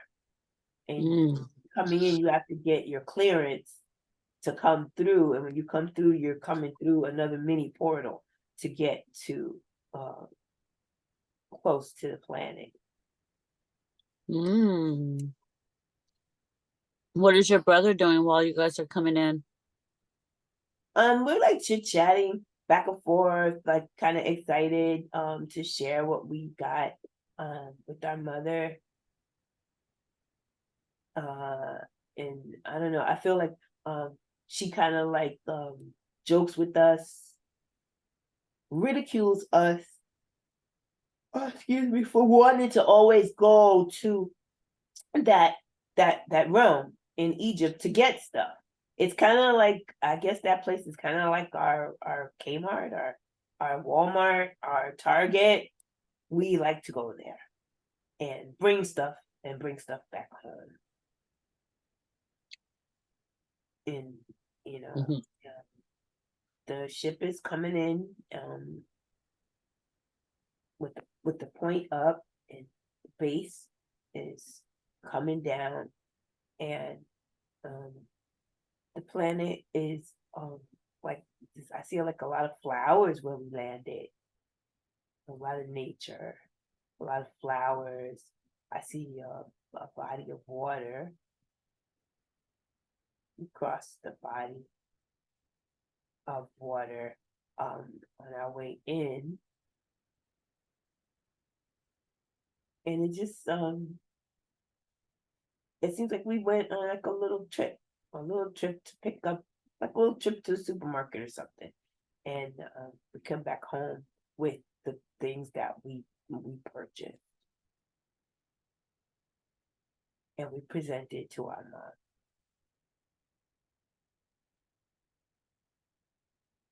What does your mom look like? Oh, she's beautiful. She has these long braids. It's like a golden bronze, uh, deeper shade of hair, but it's got like two long braids on the side. And she has like this creamy, faintest color beige skin tone. And she just is, I don't know, she's just happy that we returned safely. And she's like full of love for us. She's like our cheerleader of me and my brother. And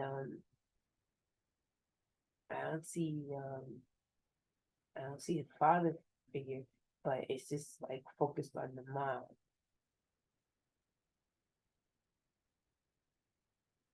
What does your home look like? It's kind of like it's not futuristic. It's kind of like an adobe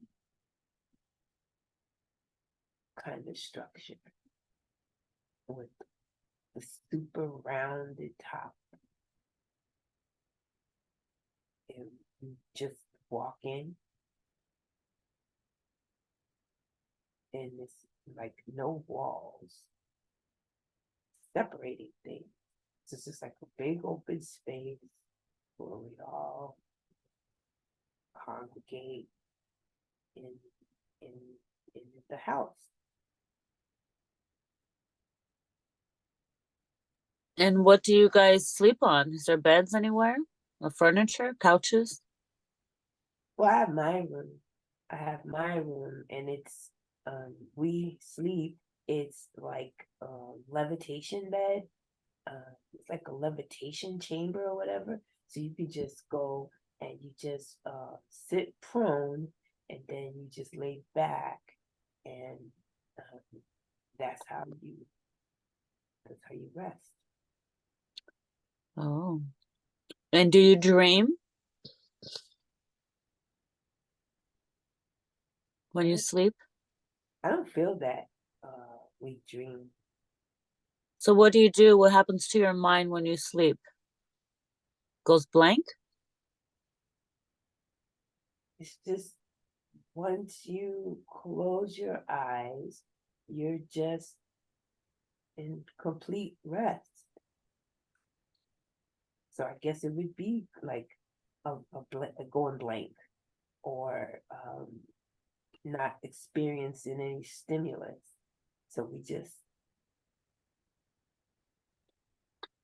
close your eyes, and you're, I guess, asleep. What kind of technology do you guys use?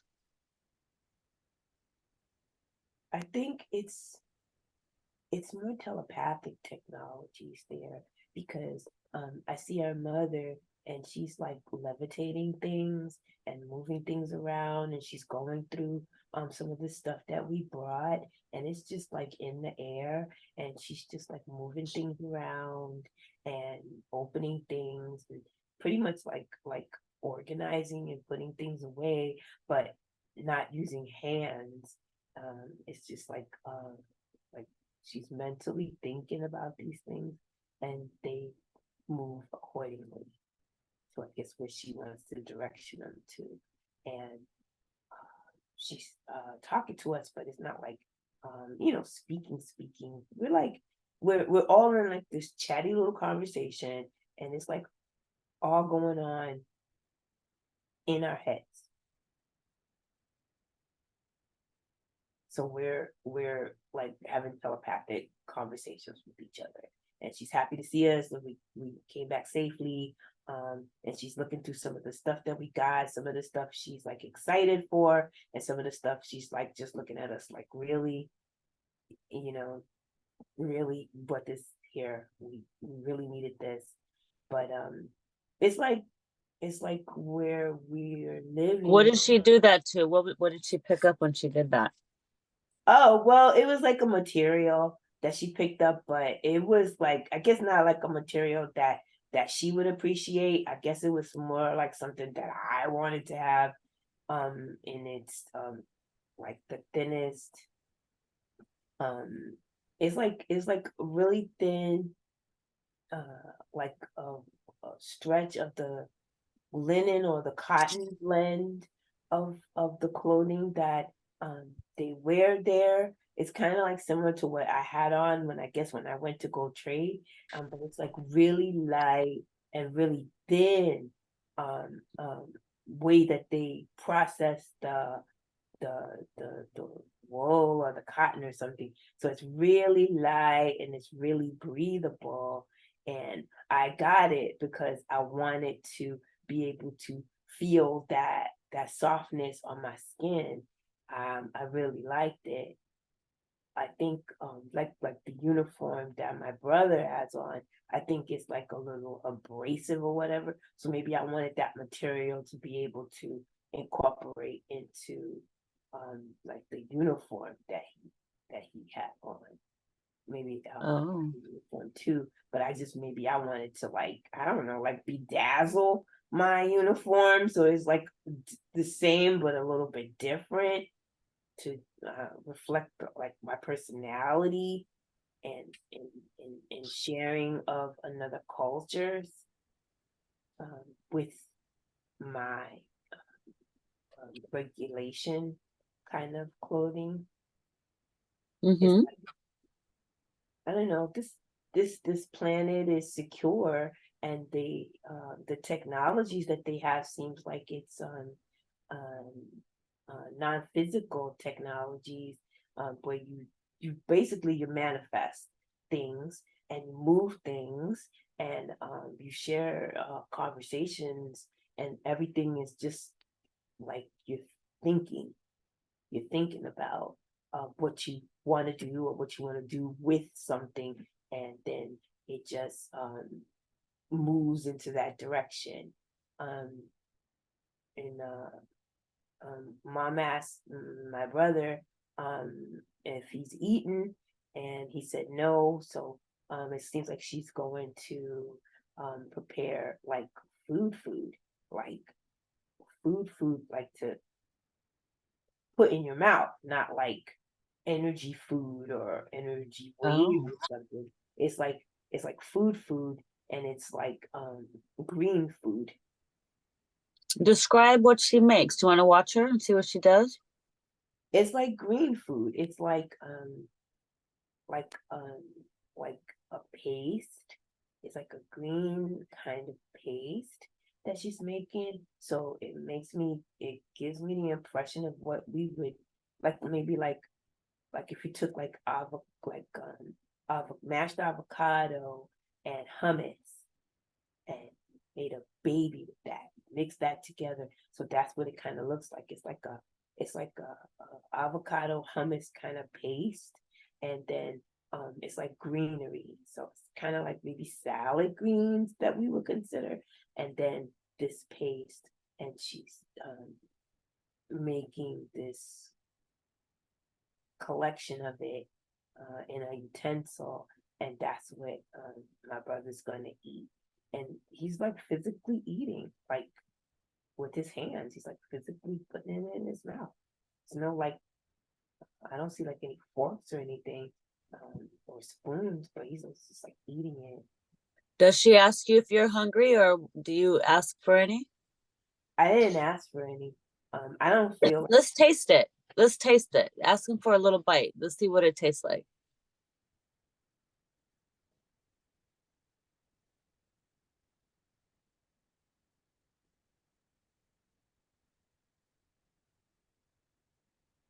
it tastes a little pungent, a little I don't know, spicy, a little pungent. It don't taste like avocado and it don't taste like hummus. Um, and it's got like a little weird residue. We have tongues, we have mouths, and it's in my mouth and it's on my tongue, and it's got a weird it's making my tongue have a weird like semi-swollen sensation, but it's just like, to me it's like pungent. I don't really like it, but my brother's eating it, he's eating it up without a spoon. He's just shoveling it in. And Ask I him if he really likes it. He does. He's going to town on it. Let's Asking see. for Let's find something for you to eat that you might like. Do you have a refrigerator, or where does this food come from? No, I don't see any refrigerator. Um, um, I think I can just manifest something that I want to eat. I can If just, you could imagine yourself manifesting something that you want to eat, maybe that you know you've seen in your travels, or whatever, what would be the ideal? What do you do? well, I'm thinking, seems like I'm kind of indecisive what I want to eat, but I'm thinking about, um, uh, I guess you would consider it a dessert. I'm thinking about a dessert, and it has, I don't know, it it has like, I don't know, some weird fruit, which looks kind of like a cross between passion fruit and a kiwi or something. So it's like, I have like this little collection of fruit like things, and I'm eating it, and it's a little tart, but like it's mostly sweet, and that's what I like. I think I tend to like to stick towards more of like fruits instead of Hmm. the paste stuff. So yeah, I was eating a few fruit chunks of the fruit, the passion fruit, kiwi, I don't know, hybrid kind of fruit. So I was eating that, and it was sweet and a little tangy, but it's a nice feeling in the mouth. What does your brother do when he sees you eating it? He just rolled his eyes. He's not interested. He likes what mom did. He likes what mom created for him. Ask your brother, where's your dad? I don't think there is a dad here. I don't think there is. I don't feel any. The only male energy I feel is just my brother. Ask your brother, see what he says.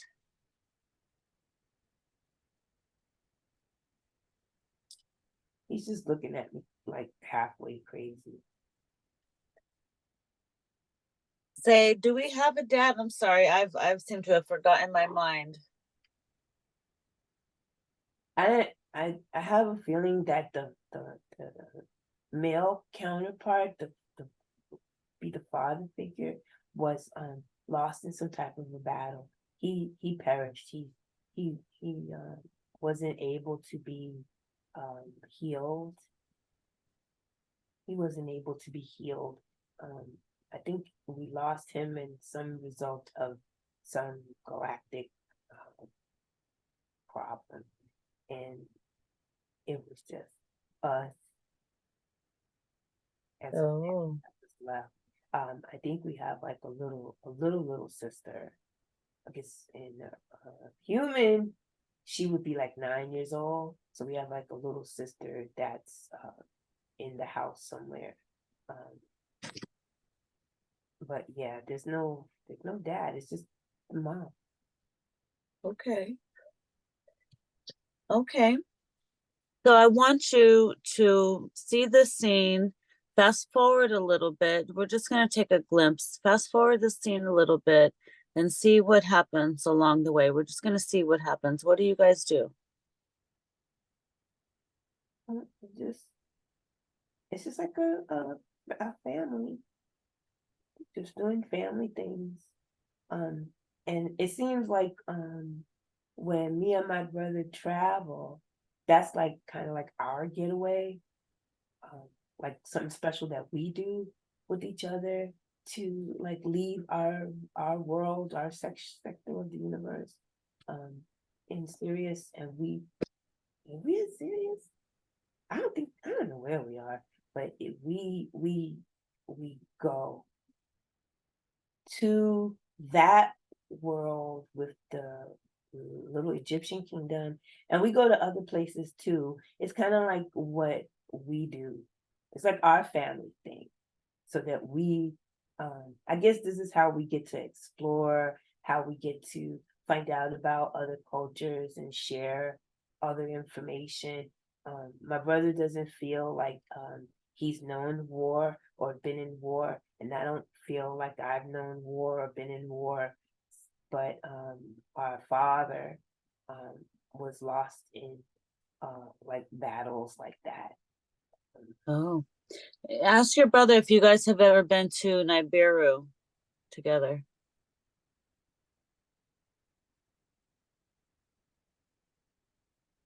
He said he didn't know what a Nibiru is. Ask him if he's heard of the Anunnaki.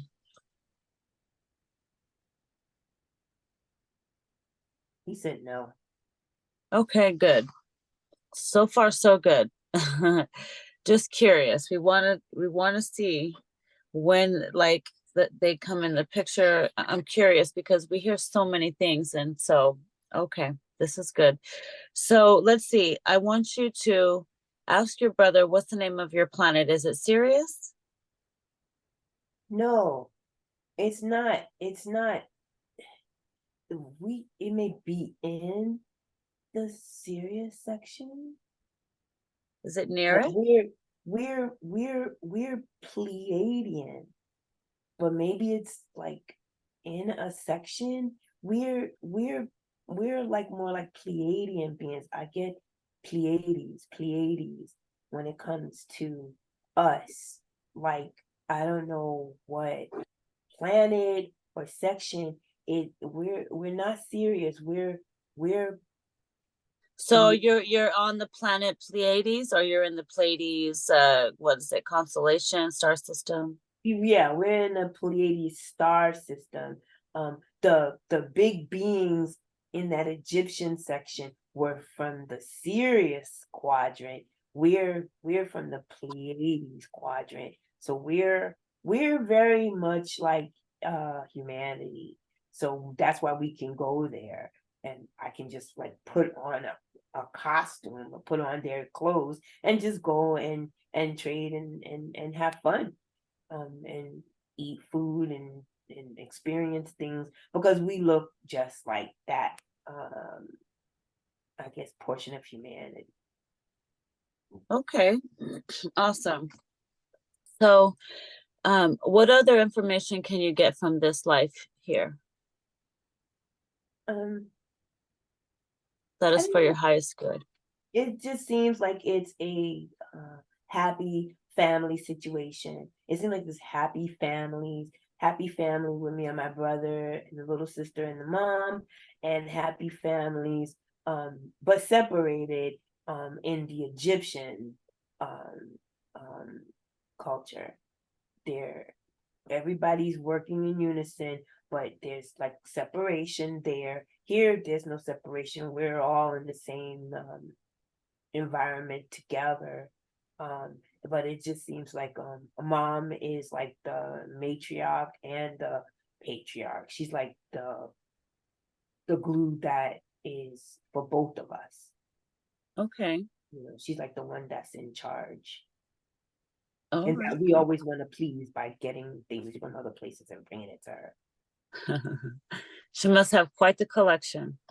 Yeah, she does. That's why she laughs at us when we bring stuff and looks at us like, really? You know, we bring a lot of stuff home.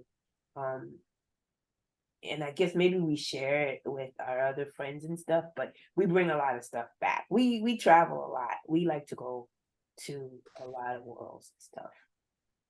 Okay. I want you to see if you can ask your brother if he can drop you back off in Egypt where you were, where you jumped on his see what he says. All right, but I have to go to the bathroom again. Okay. I don't. This is gonna take forever because I just. It's like I Drink go. some water while you're up. That's just gonna make it worse. I I'll, know, but I'll you definitely want to stay connected. okay. Okay. So what do you think of what it looks like over there?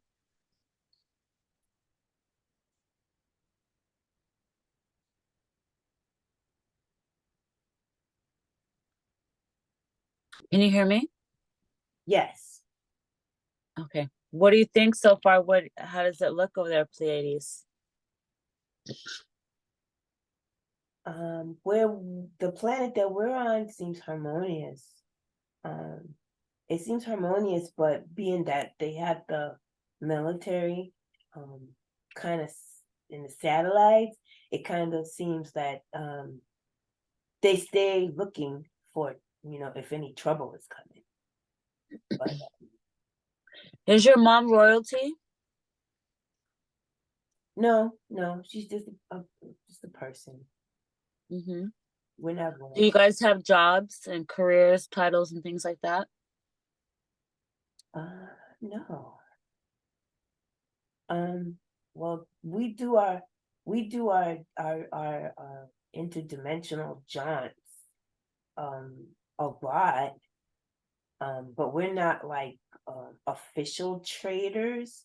This is like kind of like something we do like as a hobby or a brother and sister bonding type of thing. Mm-hmm. Um, but I think that we both it's not like jobs. I think we study. We um we study stuff, we learn, and I think that's what sparked off our adventures to go exploring in the physical. Um I think yeah, it's just like a happy family, familiar life on a planet that's secured and in the Pleiades sector of the galaxy, and we liked going to. I think we frequent that Egyptian um, civilization a lot because we like what they sell. We like what they trade. And I think I like also looking at the big people because I don't think we have people that size in our world. Yeah, our people are like regular, like size of humans, like 5'5", 5'8", 5'10", stuff like that. We're not extremely tall beings, but everybody's healthy. Um, and our mom is like a little bit shorter than the brother. Um, Look at your hands. How many fingers do you have? oh, I'm brown and I have 5 on each hand. Okay. Yeah, we look just like humanity. It's like we're another branch of humanity. We're just out here. And Melanated? yeah, I'm darker than my brother. My brother is more of that coffee with cream kind of color, and I'm more brown. I'm more like borderline bronzy. Mom is fair. Mom is like that cafe au lait color, and the little sister, she's like that cafe au lait color. So I'm like the darker um, um, toned person in the family. I think it's because I think I take after my dad. So I'm like more darker toned, and my brother and sister take more after mom, who's more of a lighter tone. But I think we're all What mellow. is your name? What is your name? What is the name that they call you? You'll know it and hear it. It'll come to you.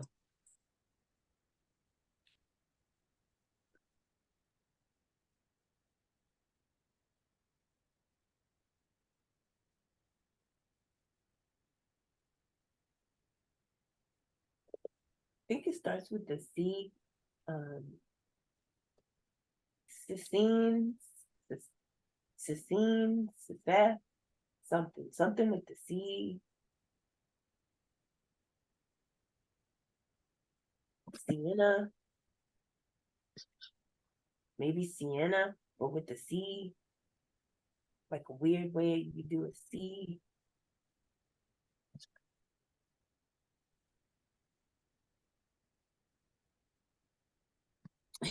Hear your mom and your brother call you. Do they both sound the same when they call your name? Yeah, but they're like calling me like the nickname. It's kind of like a CC. They're The not. nickname is Cece. Yeah, they're calling it like a CC, not like Cecine or whatever my father. Okay.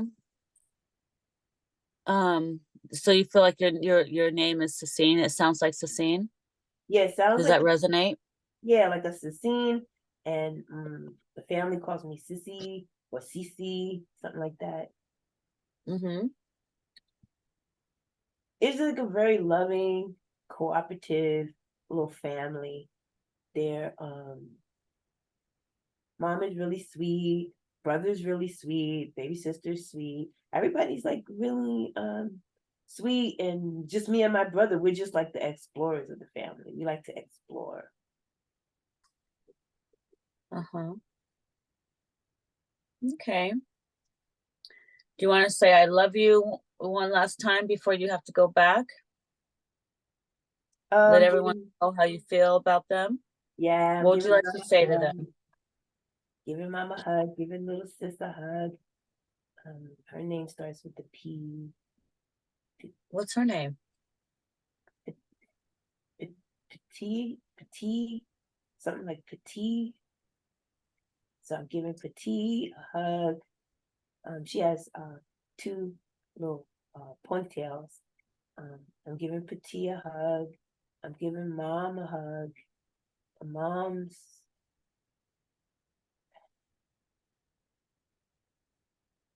I don't know what mom's name is. I'm giving her a hug. I think it starts with the B or something. I'm giving her a hug. She's giving me kisses on my face. Um, and I'm giving bro a hug. Where we're like kind of like hitting shoulders, like we do in humanity. Like we're Um, really jokey with each other. We take on a lot of aspects of the civilizations that we visit to trade with. So, when people do stuff, we like bring it home and we emulate it. And then our friends is like, they're so wacky, but that's just our thing that we do. So I'm telling him that I need to go back to my ship. So he's gonna take me back. mhm. Awesome. Oh, what about your gold coin? Do you want to give that to your mom or do you want to leave it there? Um, I'm gonna keep my gold coin and I'm gonna give mom the crystal. Okay. So I'm giving mom the crystal and she's smiling. Oh, because she likes this is her thing. This is her jam. She likes to get crystals. So I gave her the crystal, and she's smiling. And it's, show her your coin, so you can't keep it, but check it out. Check what I got. I don't know. Something's telling me I'm not supposed to show them my coin. So Okay, don't do it. yeah, so I gave her the crystal. I'm not supposed to show them my doubloon. The doubloon is hidden. It's a hidden treasure. So Oh, I gave her the crystal. Because I think if I pulled out the doubloon, little sis would want it. So okay. yeah. And bro will probably like try to hijack it from me, so I keep it in the satchel. But yeah, mom, she kind of lit up. She kind of has like a glow about her in her form. She's kind of glowy with her cafe au lait, you know, but her skin is perfection and she's kind of glowy. Yeah, she's just like a good soul. She just feels like a good soul, good being. And she loves us so much. She loves us kids like to pieces. She worries about me and my brother when we want to travel a lot, but she understands that she's in telepathic communication with us, but she knows that she cannot try to block our nature. So she lets us grow. So gave her a hug, gave her a kiss, Nice. and I told her, so I gotta get back to my ship because I got stuff to do. That's right.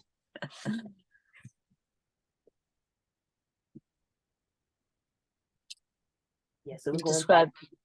Yep.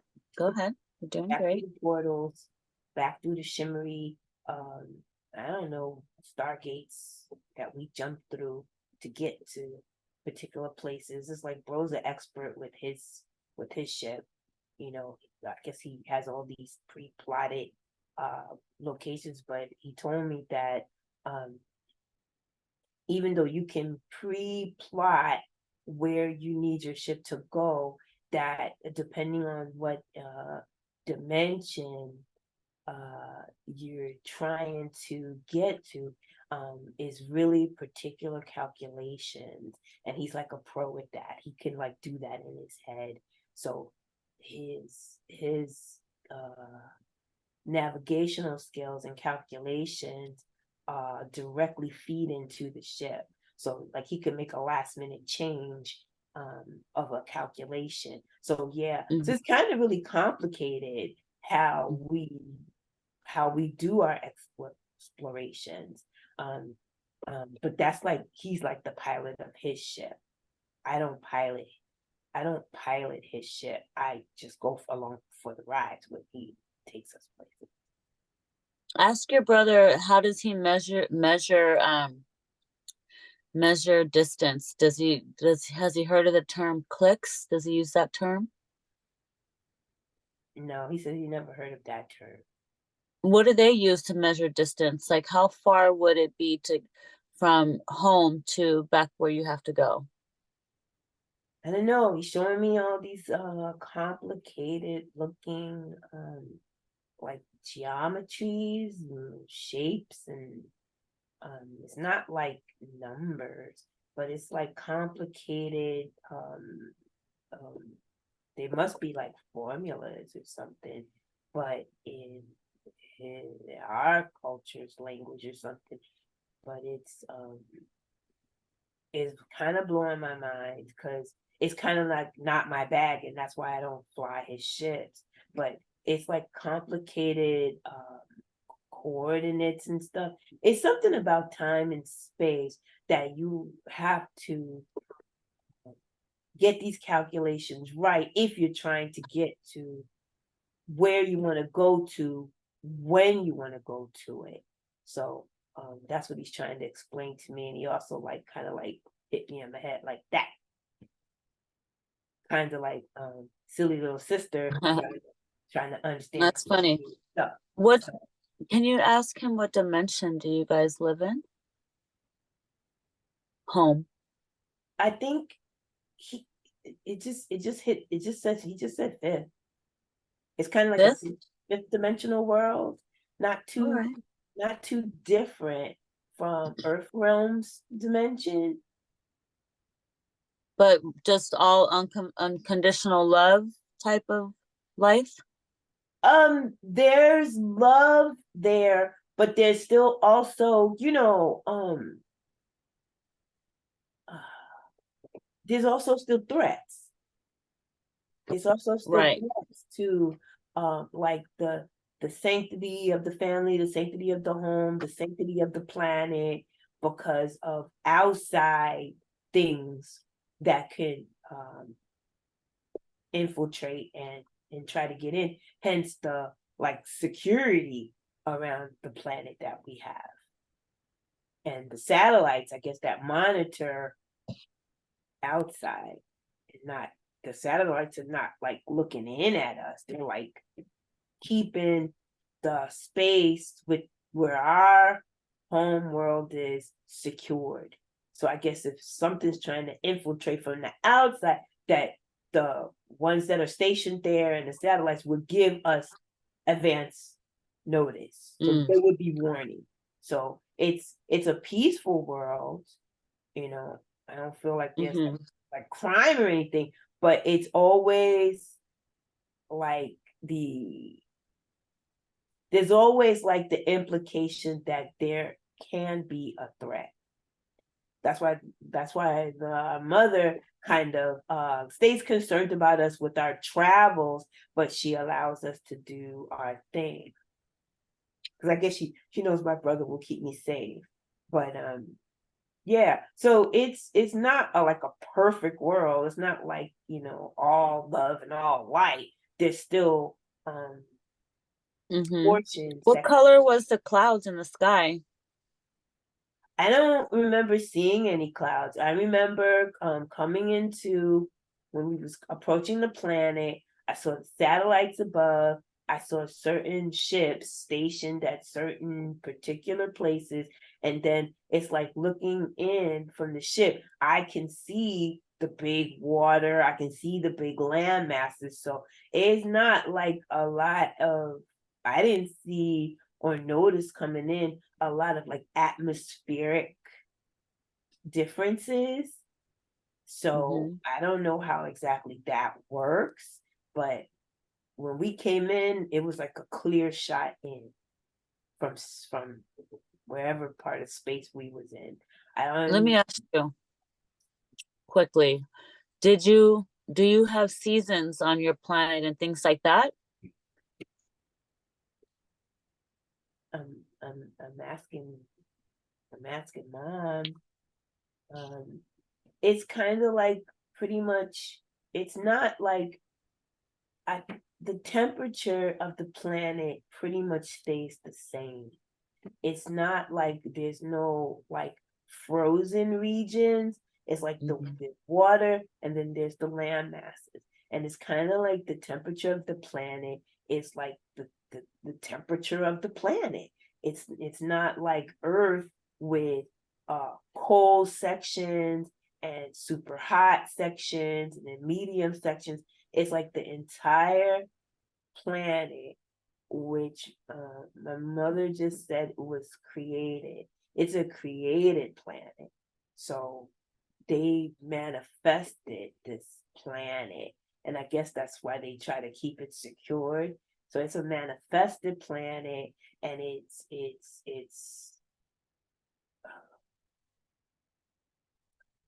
I can't say that word that she said to me. And my brother said the same word. I don't know. Basically, what I can understand is like temperature control. It's like the same temperature, which is pleasant. And it's oxygen or whatever. We breathe air. So the air and temperature stays consistent. There's starlight, there's sunlight, but there's Let me ask you a question. Do you have things like mermaids and stuff like that in your waters?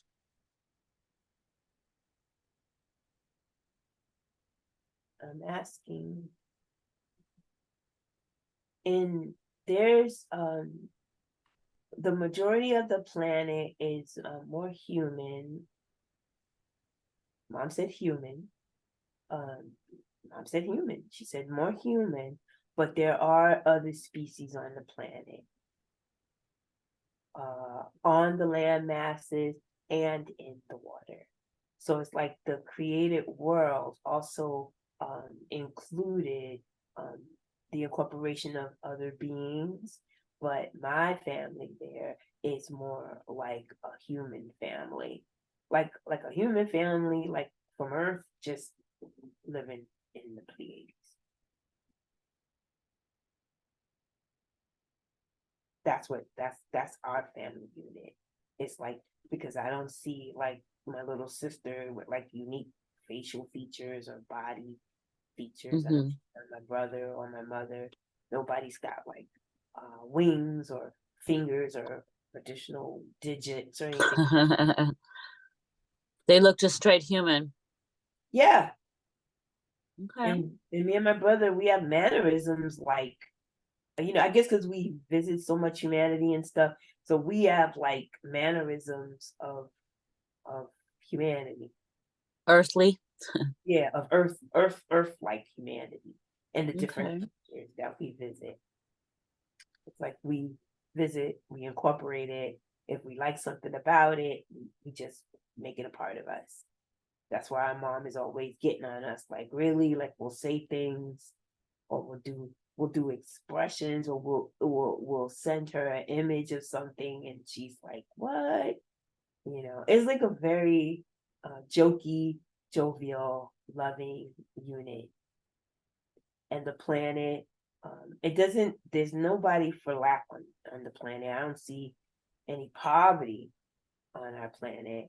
Um, I see people, I'm like looking down at them from my brother's ship, and I'm just like, I see people and lives, and there is some unique um, beings on other, I guess, continents on the planet, and in some of the ocean What did waves. the other people look like? Can you get a glimpse?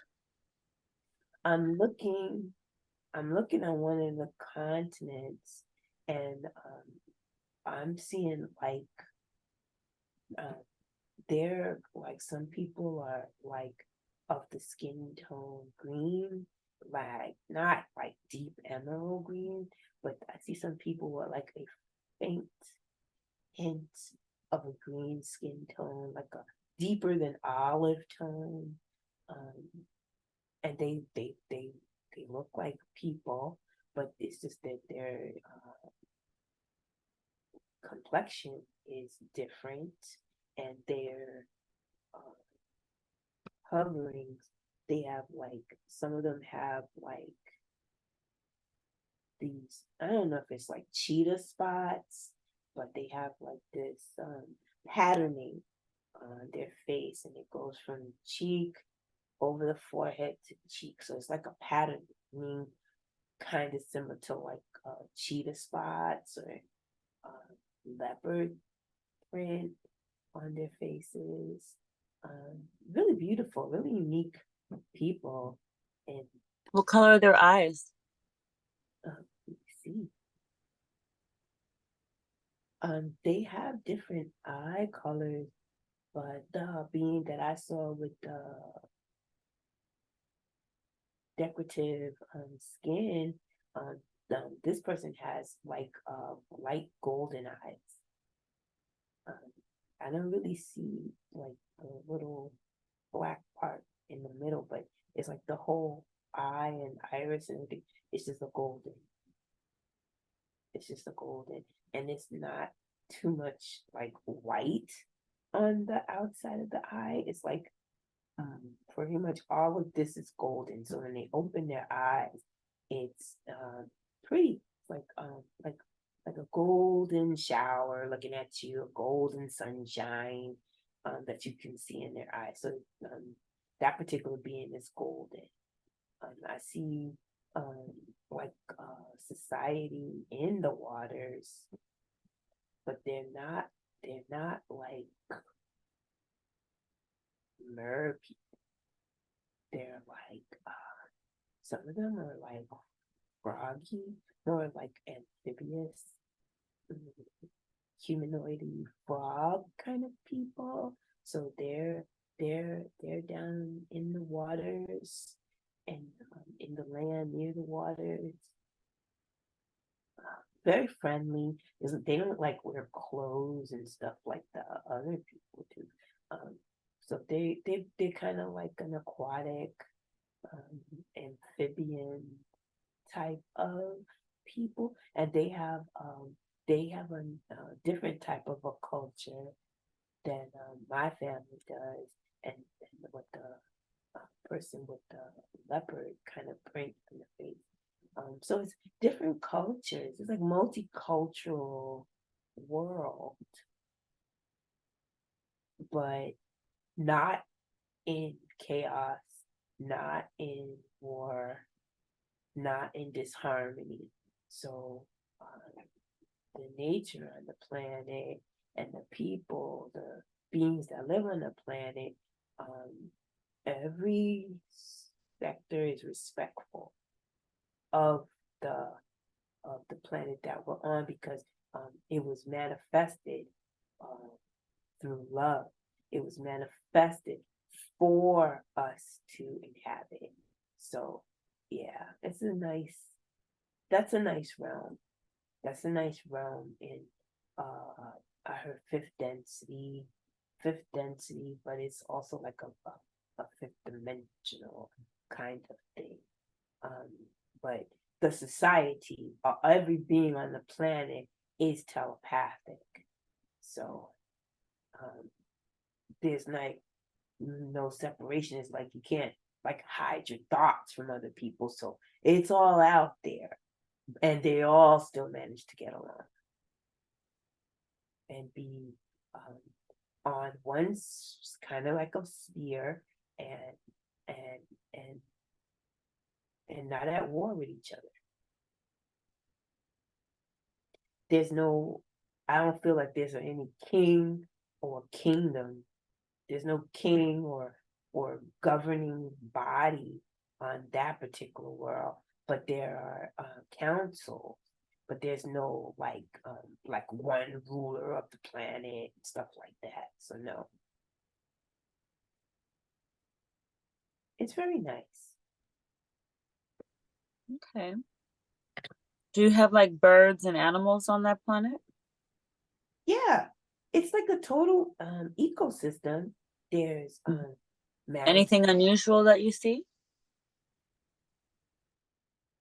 I don't see like unicorns running all over the place. But it's just it's very pretty, very clean. The air or whatever this is that we're breathing, we breathe. We have like lung structures and everything. It's very pure. Like the air is pure. Um, the whatever this stuff is that we manifest to eat is pure. And we physically eat. So we have mouths and teeth, and it goes down the throat. So we must have a digestive tract and all of that stuff. Because we physically eat. We don't like just get prana, or we're not breatharians or something like that. So Okay. yeah, it's like You guys have restrooms and take showers and things like that? I feel that we have our own rooms. So our home is dome shaped, and we have our own spaces within the home. So like I have my own space, bro has his own space, sis has space, mom has her space. And it's domey shaped, and it's excuse me, one level. It's not like built up.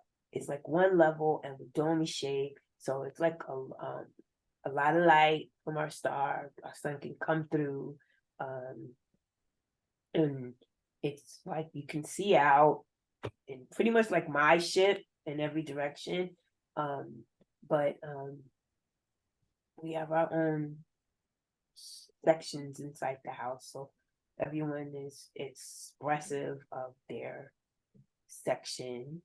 My section, my room has a lot of the stuff that I traded over the years or whatever with other cultures. So my room is very eclectic, could kind of be bordering on messy, but lot of stuff in there that I'm proud of. Kind of like Ariel the mermaid, when she goes and she gets the human things and she's so happy and possessive and everything's a fascination. That's kind of like how I am with the things that we bring back. Yes, I imagined you as her. Just very happy to learn and share. And I think that's what we mostly do there, me and my brother and the baby sister, is we learn. Mom is more like a teacher of us and maybe of others, but we are more about learning the history of our people and the planet that was manifested for us, and the various cultures that we interact with. I wish that that world would send a whole lot of love this way and help this world that we're living in now to be more like that, where you can have different people, animals, places, and stuff, and you can cohabitate peacefully, even though there may be outside threats that would, damage the sanctity of your home. But within the planet, you guys are getting along. Yeah. Nobody's being mistreated. There's no like earth poisoning of our food and tainting of our waters. I wish that experience was our experience, because it'd be a really nice life, and you can still learn a lot. Mm-hmm. Right. So hopefully Yes. Mom and the rest can send love this way to Earth in my time, and not. Why don't you ask them to? I did. It's like the whole planet sends love, not Okay. just to Earth, but to everything. The whole I'm gonna planet. send love back. Tell me if they can see it and receive it. Yeah, Mom is smiling. They're receiving it. The planet is like vibrating a little, and I can see some of the little bands that wrap around the world when love is exchanged. So yeah, it's a nice world. Beautiful.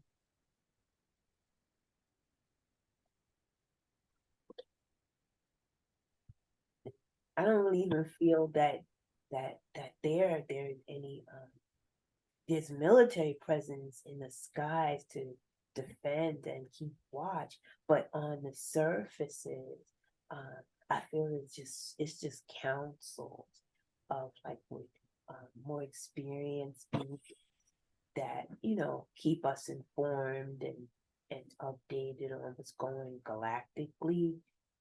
But I don't feel that that world is necessarily war capable, like warlike, like not like Earth that can flip on a dime in a minute and have a war. It feels like it's not really a world that's experienced a lot of war, but has beings on the planet that have experienced war in other realms. So it's not like a refugee planet, but it kind of like is. Right. It was like your guys' sanctuary to get away. Yeah, because it was created. It was a manifested world to be a home to us and others. A collective consciousness manifestation. Yeah. Yeah. Okay. Beautiful. Beautiful. Okay. Are you ready to go back to your ship? Have you started the journey? You got Yeah, Thor yeah. waiting for you. Yeah, we went through the different sparkly portals, and bro did all his calculations and stuff, and I'm just chilling with him. in his ship, and we're back by the pyramid, and the pyramid is vibrating that colorful energy up. So his ship is getting another re-up. Why don't you ask him while you're there if he wants to come aboard your ship really quick and check your other ship out? I asked him if he wanted to come on the ship, but he says he's got shit. He said he's got shit to do. He's got stuff to do. So Okay, he gave I me guess. he gave me a Did you hug. tell him about Thor? I didn't, and I'm not going to, because Okay. I don't think that he's we don't have baby dragons on our world, and um, I don't know if he's seen one, you Yeah, know. well, you don't think it'd be cool for him to see one? I mean, he could always decline. No, I think there's certain things that I share with my family, and there's certain things that I don't. Like the gold coin, I'm not giving that up. I didn't even show it to my brother. I didn't even show my coin to him. I Oh. know he might want it, so I didn't even show it to him. Hmm. But yeah, no. We're hugging each other on his ship, and he landed, and you know, I'm looking at more of the merchants. But now that we're back, it's nighttime. So Oh, wow. I don't know how long I was on my planet and what the rotation of Earth is then, but it's nighttime now. So Can you see at all? yeah, I can see there's fire. You know, they have fire. They have like things burning in the cities, and plus the temple is always lit inside. So I can see, but since it's dark, I can really see the stars really clear. And my ship stays with the shimmer. So I see my ship. All And right. Describe everything as you go on and tell me, what does Thor do? well, I gave my brother a hug, and we did our little shoulder thing that we do. And I told him, you know, check me in the astral. And I'm approaching my ship now, and it's funny. When I left his ship, I just like went through the ship after I gave him the shoulder bump. I just went through his ship, and through his ship, and now I'm just like blending into my ship. So it's not like a door opened or entrance, or I'm just coming right on through. And Thor's not in his the little bubble that I left him in. He's like walking around. So, you know, I guess he was looking for me. So he's like walking around. He's like the cutest little baby dragon.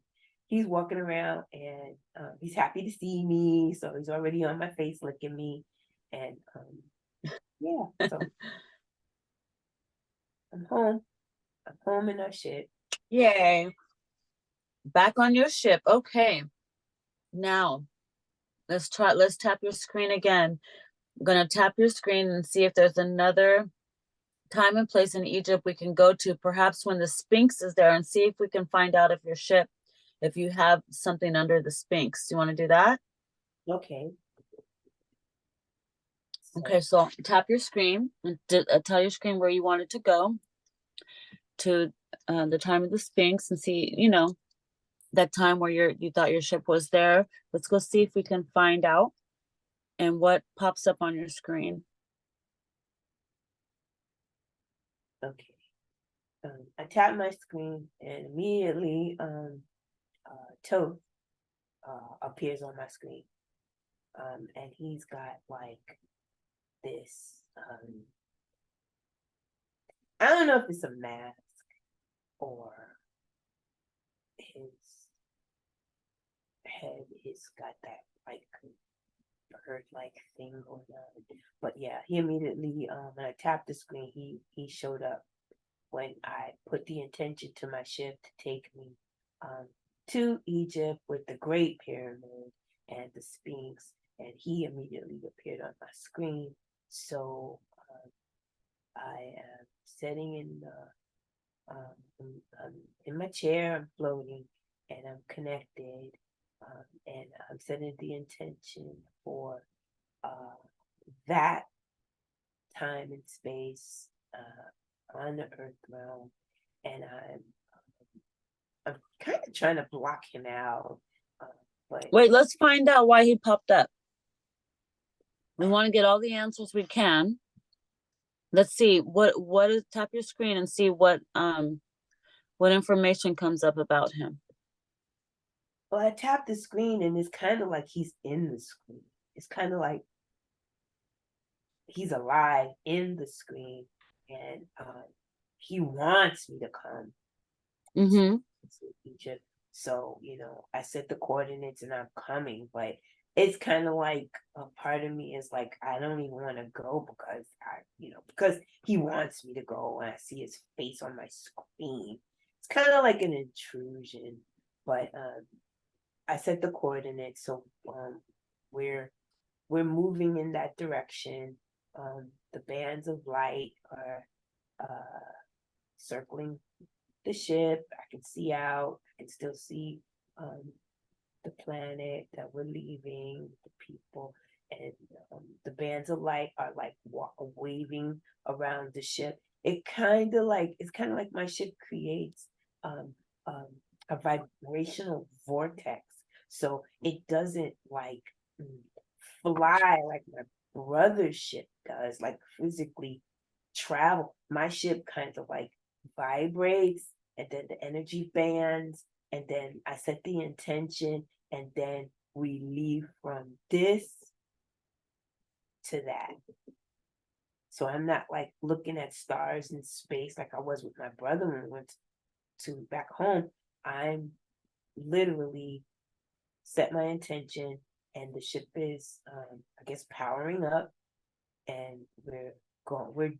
It's like my ship time jumps. It jumps. It doesn't fly. Your ship is highly more advanced than his. I believe so.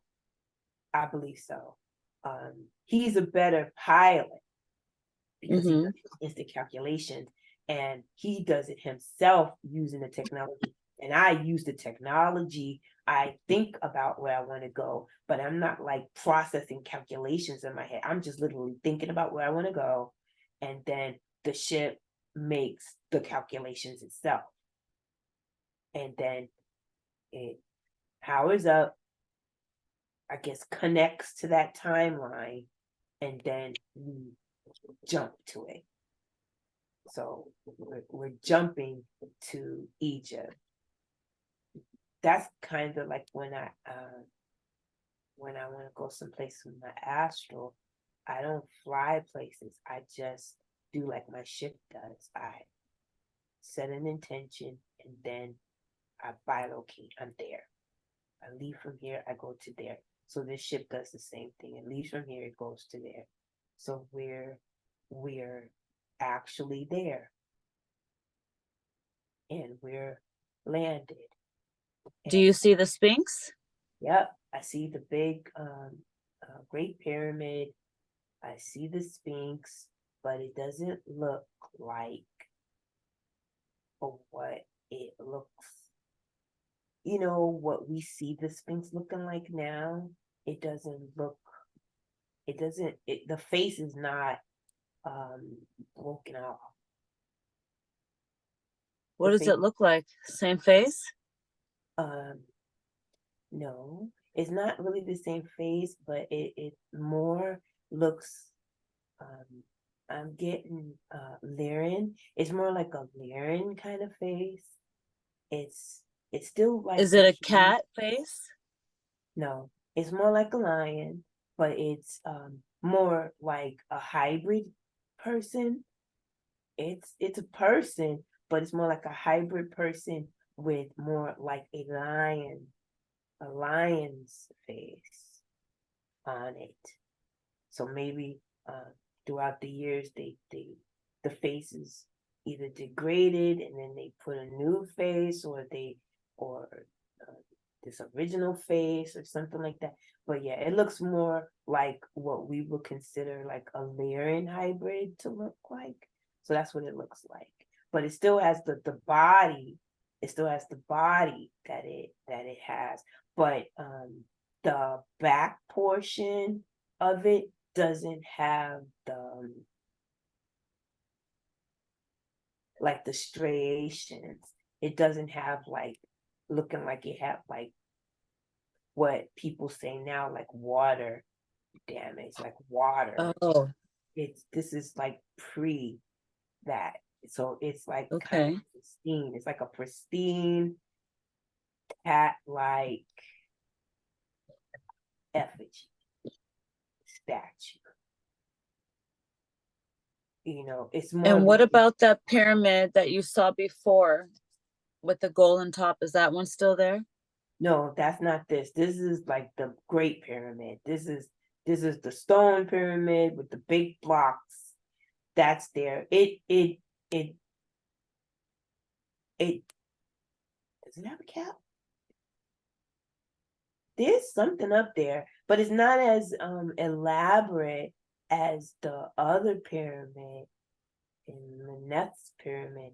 This one, it has like a cap, but it's not like a bright gold cap on the Great See Pyramid. if you can scan around the land really quick. And is that other pyramid that you saw still there on the land? It's not in this quadrant of Egypt. Wherever Menethid's pyramid is, it's nowhere near Giza. It's nowhere near Okay. the Great Pyramid. And I don't even think that pyramid exists in this pyramid time space, because this Sphinx is kind of looking like new, a newer creation. It's not weathered, so it's looking more new. And the Great Pyramid is not looking as ancient as it does. Yeah. It does have a capstone, but it's not like bright gold. This pyramid has a capstone, but when I'm looking from the ship, I haven't really left the ship. I'm looking through the ship, and the capstone is looking more like a crystal, like a crystal material. Clear? Yeah, kind of like a clear quartz type of crystal, Right. overlaid or underlaid with like the gold coating, but the outside is crystal or crystalline on top of the Great Pyramid. So the Sphinx, Okay. the Sphinx is looking spiffy, and the pyramid is Can looking. you scan the Sphinx? Can you just real quick scan the Sphinx while you're on the ship with the screen? If the screen can show you what's inside the Sphinx?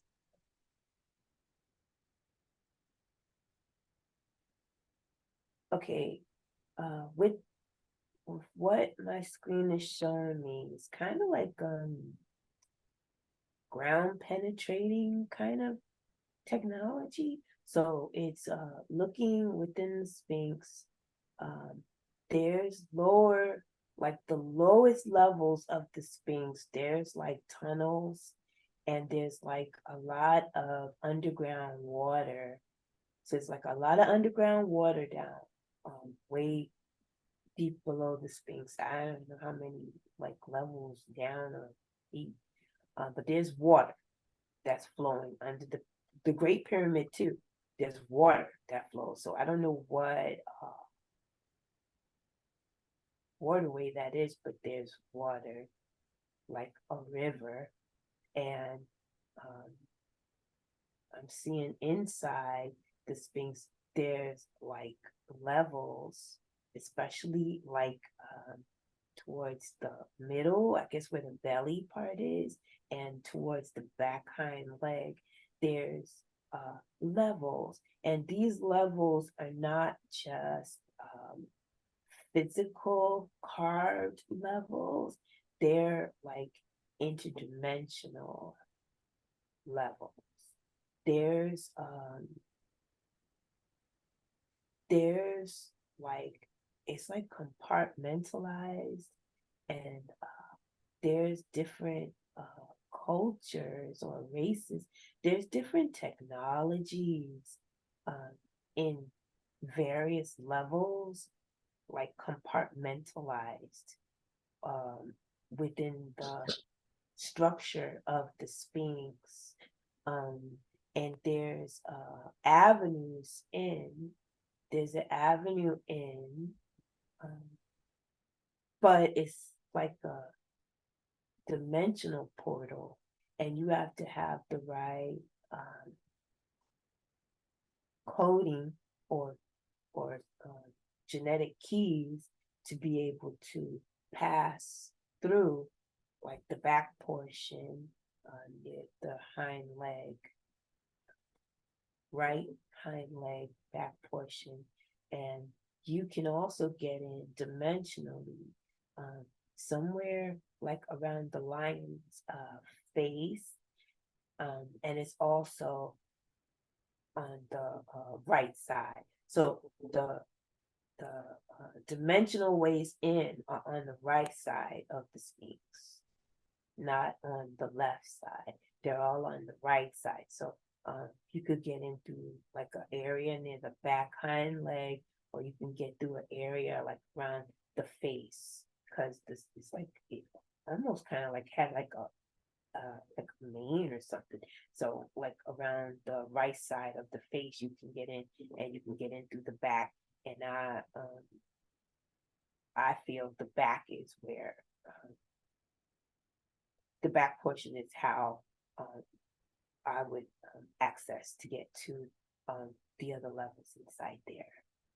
But the Sphinx is really nice, and it's giving off energy waves, and so is the pyramid. But the pyramid, the Great Pyramid, is not giving off like the bands of waves that Menefsit's pyramid did, which seems to attract the ships and energize the ships, I guess, for free. The Great Pyramid, it doesn't feel like it serves that same type of a function to like power up the ships. The Great Pyramid feels like it's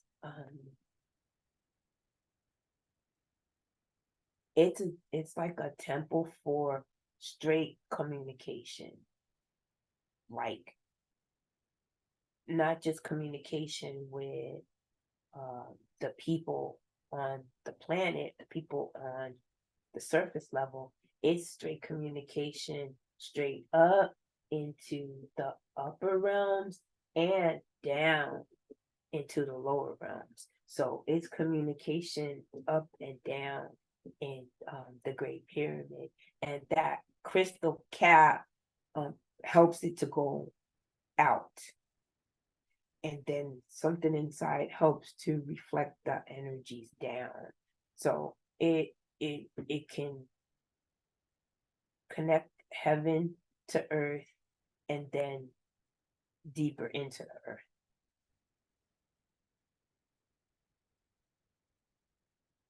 From the Great Pyramid.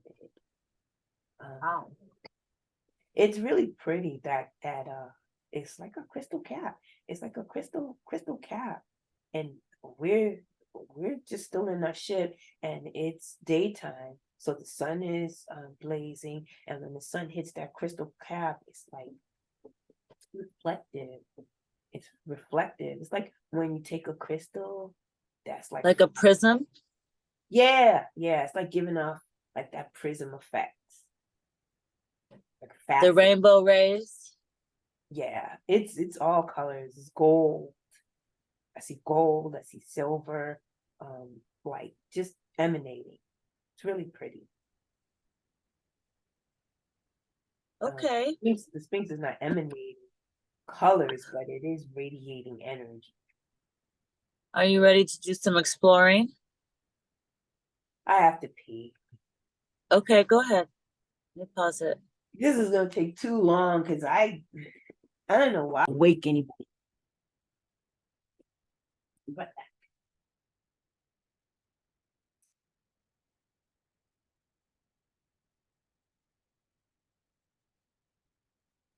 how do you put a mother class ship in a pocket reality inside another reality? You cloak it. It's not just cloaked, it's Integrated?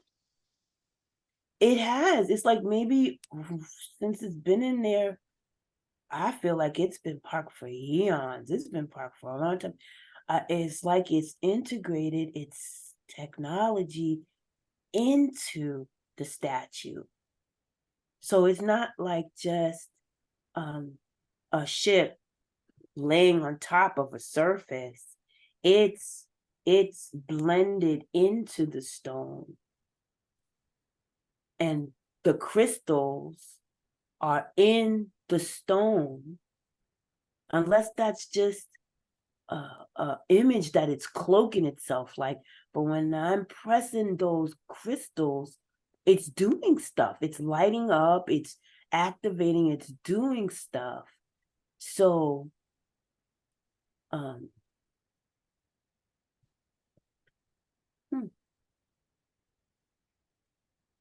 maybe now that I've connected my consciousness and my heart to where the chambers are, maybe when I go to sleep at night, it will communicate with me now. Yes, you can reconnect.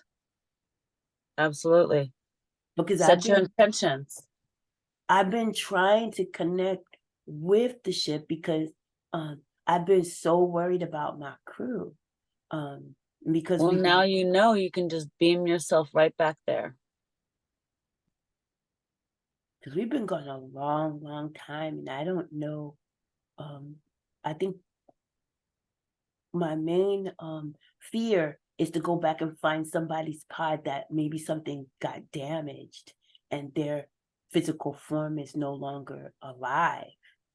I wonder if we can leave a version of you there to protect the ship, or, you know, like, I think I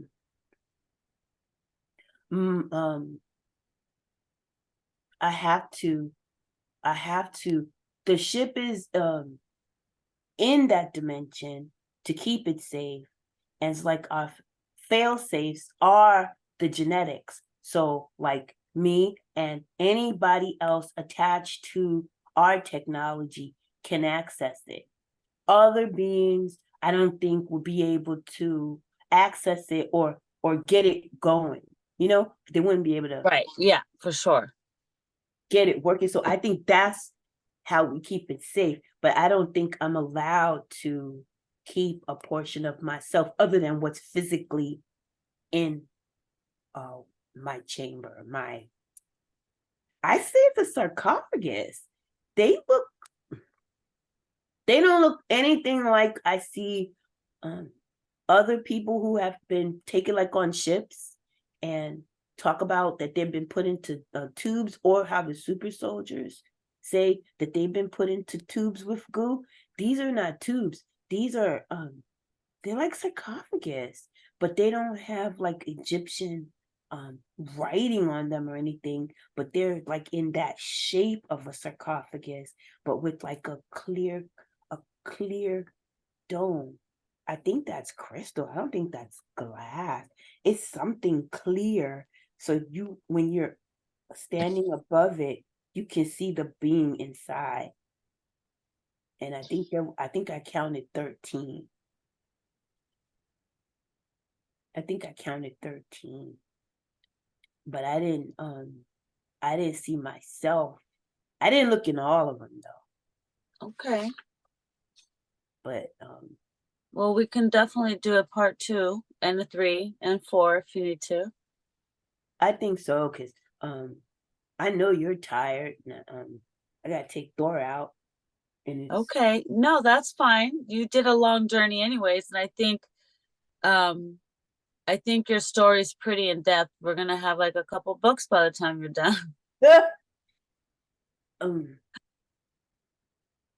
But I wonder why I saw that first pyramid. Why didn't I just go right to the ship? Why did I have to see that other culture? Because you were one of the people on the ship and you had to go home to the Pleiades. That one? Yeah. I wonder why You wanted to connect with your what was it? Your galactic mother? Was that what was it that you called her? Your mom and the sister. Your Pleiadian mother? You met your Pleiadian mother.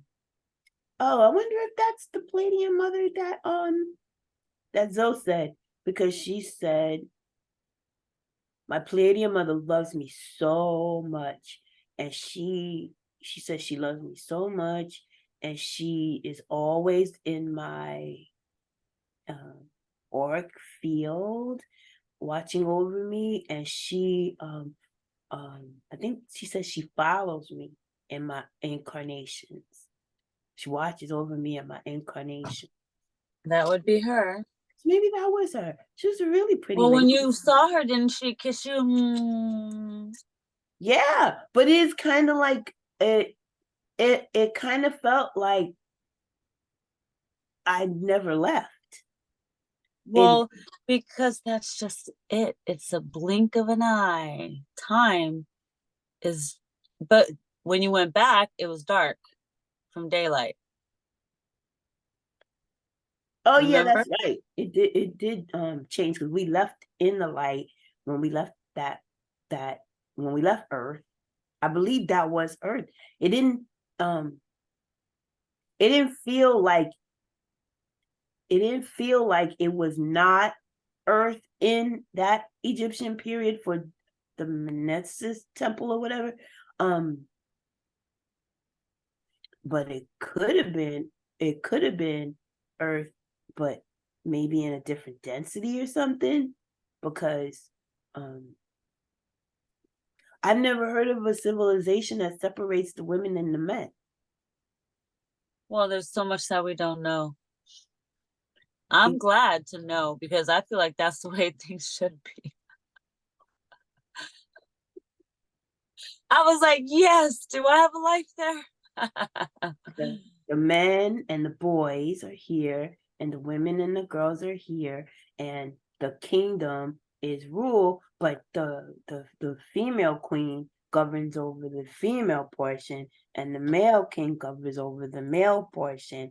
That was kind of wild, but those beings was big. Now, I would say they were like Anunnaki big. That's what I would say. The lady queen, and I just don't feel like I connected to her husband. Did you see what he looked like at all? Yeah, I saw him. He was a lot taller than she was. She was like, I don't know, anywhere between 8 and 11 feet tall. Yeah. He was taller than her, and he was really buff, like wrestler buff. He was really buff. And when they stood next to each other, it was like a really regal looking couple. Like their physical presence commanded. So there was no way that in that land they wouldn't have been rulers, because you got all the little humans, the humans of that culture were like our height. They weren't like 9 feet tall people. They were like, 5 feet, maybe 5.5 feet tall. The men, they weren't all that tall. The ladies weren't all Right. that. But these rulers, they were big. They could have been bigger than. She could have been bigger than 11 feet. She was big. Her hands was huge. And All right. I really need to bring you back out. okay. You're still under hypnosis. Just before you go any further, I just want to make sure I bring you back out. And we'll continue as many times as you want, you're one of my favorites. So All right, so just go ahead and relax. And we're going to leave those lives there to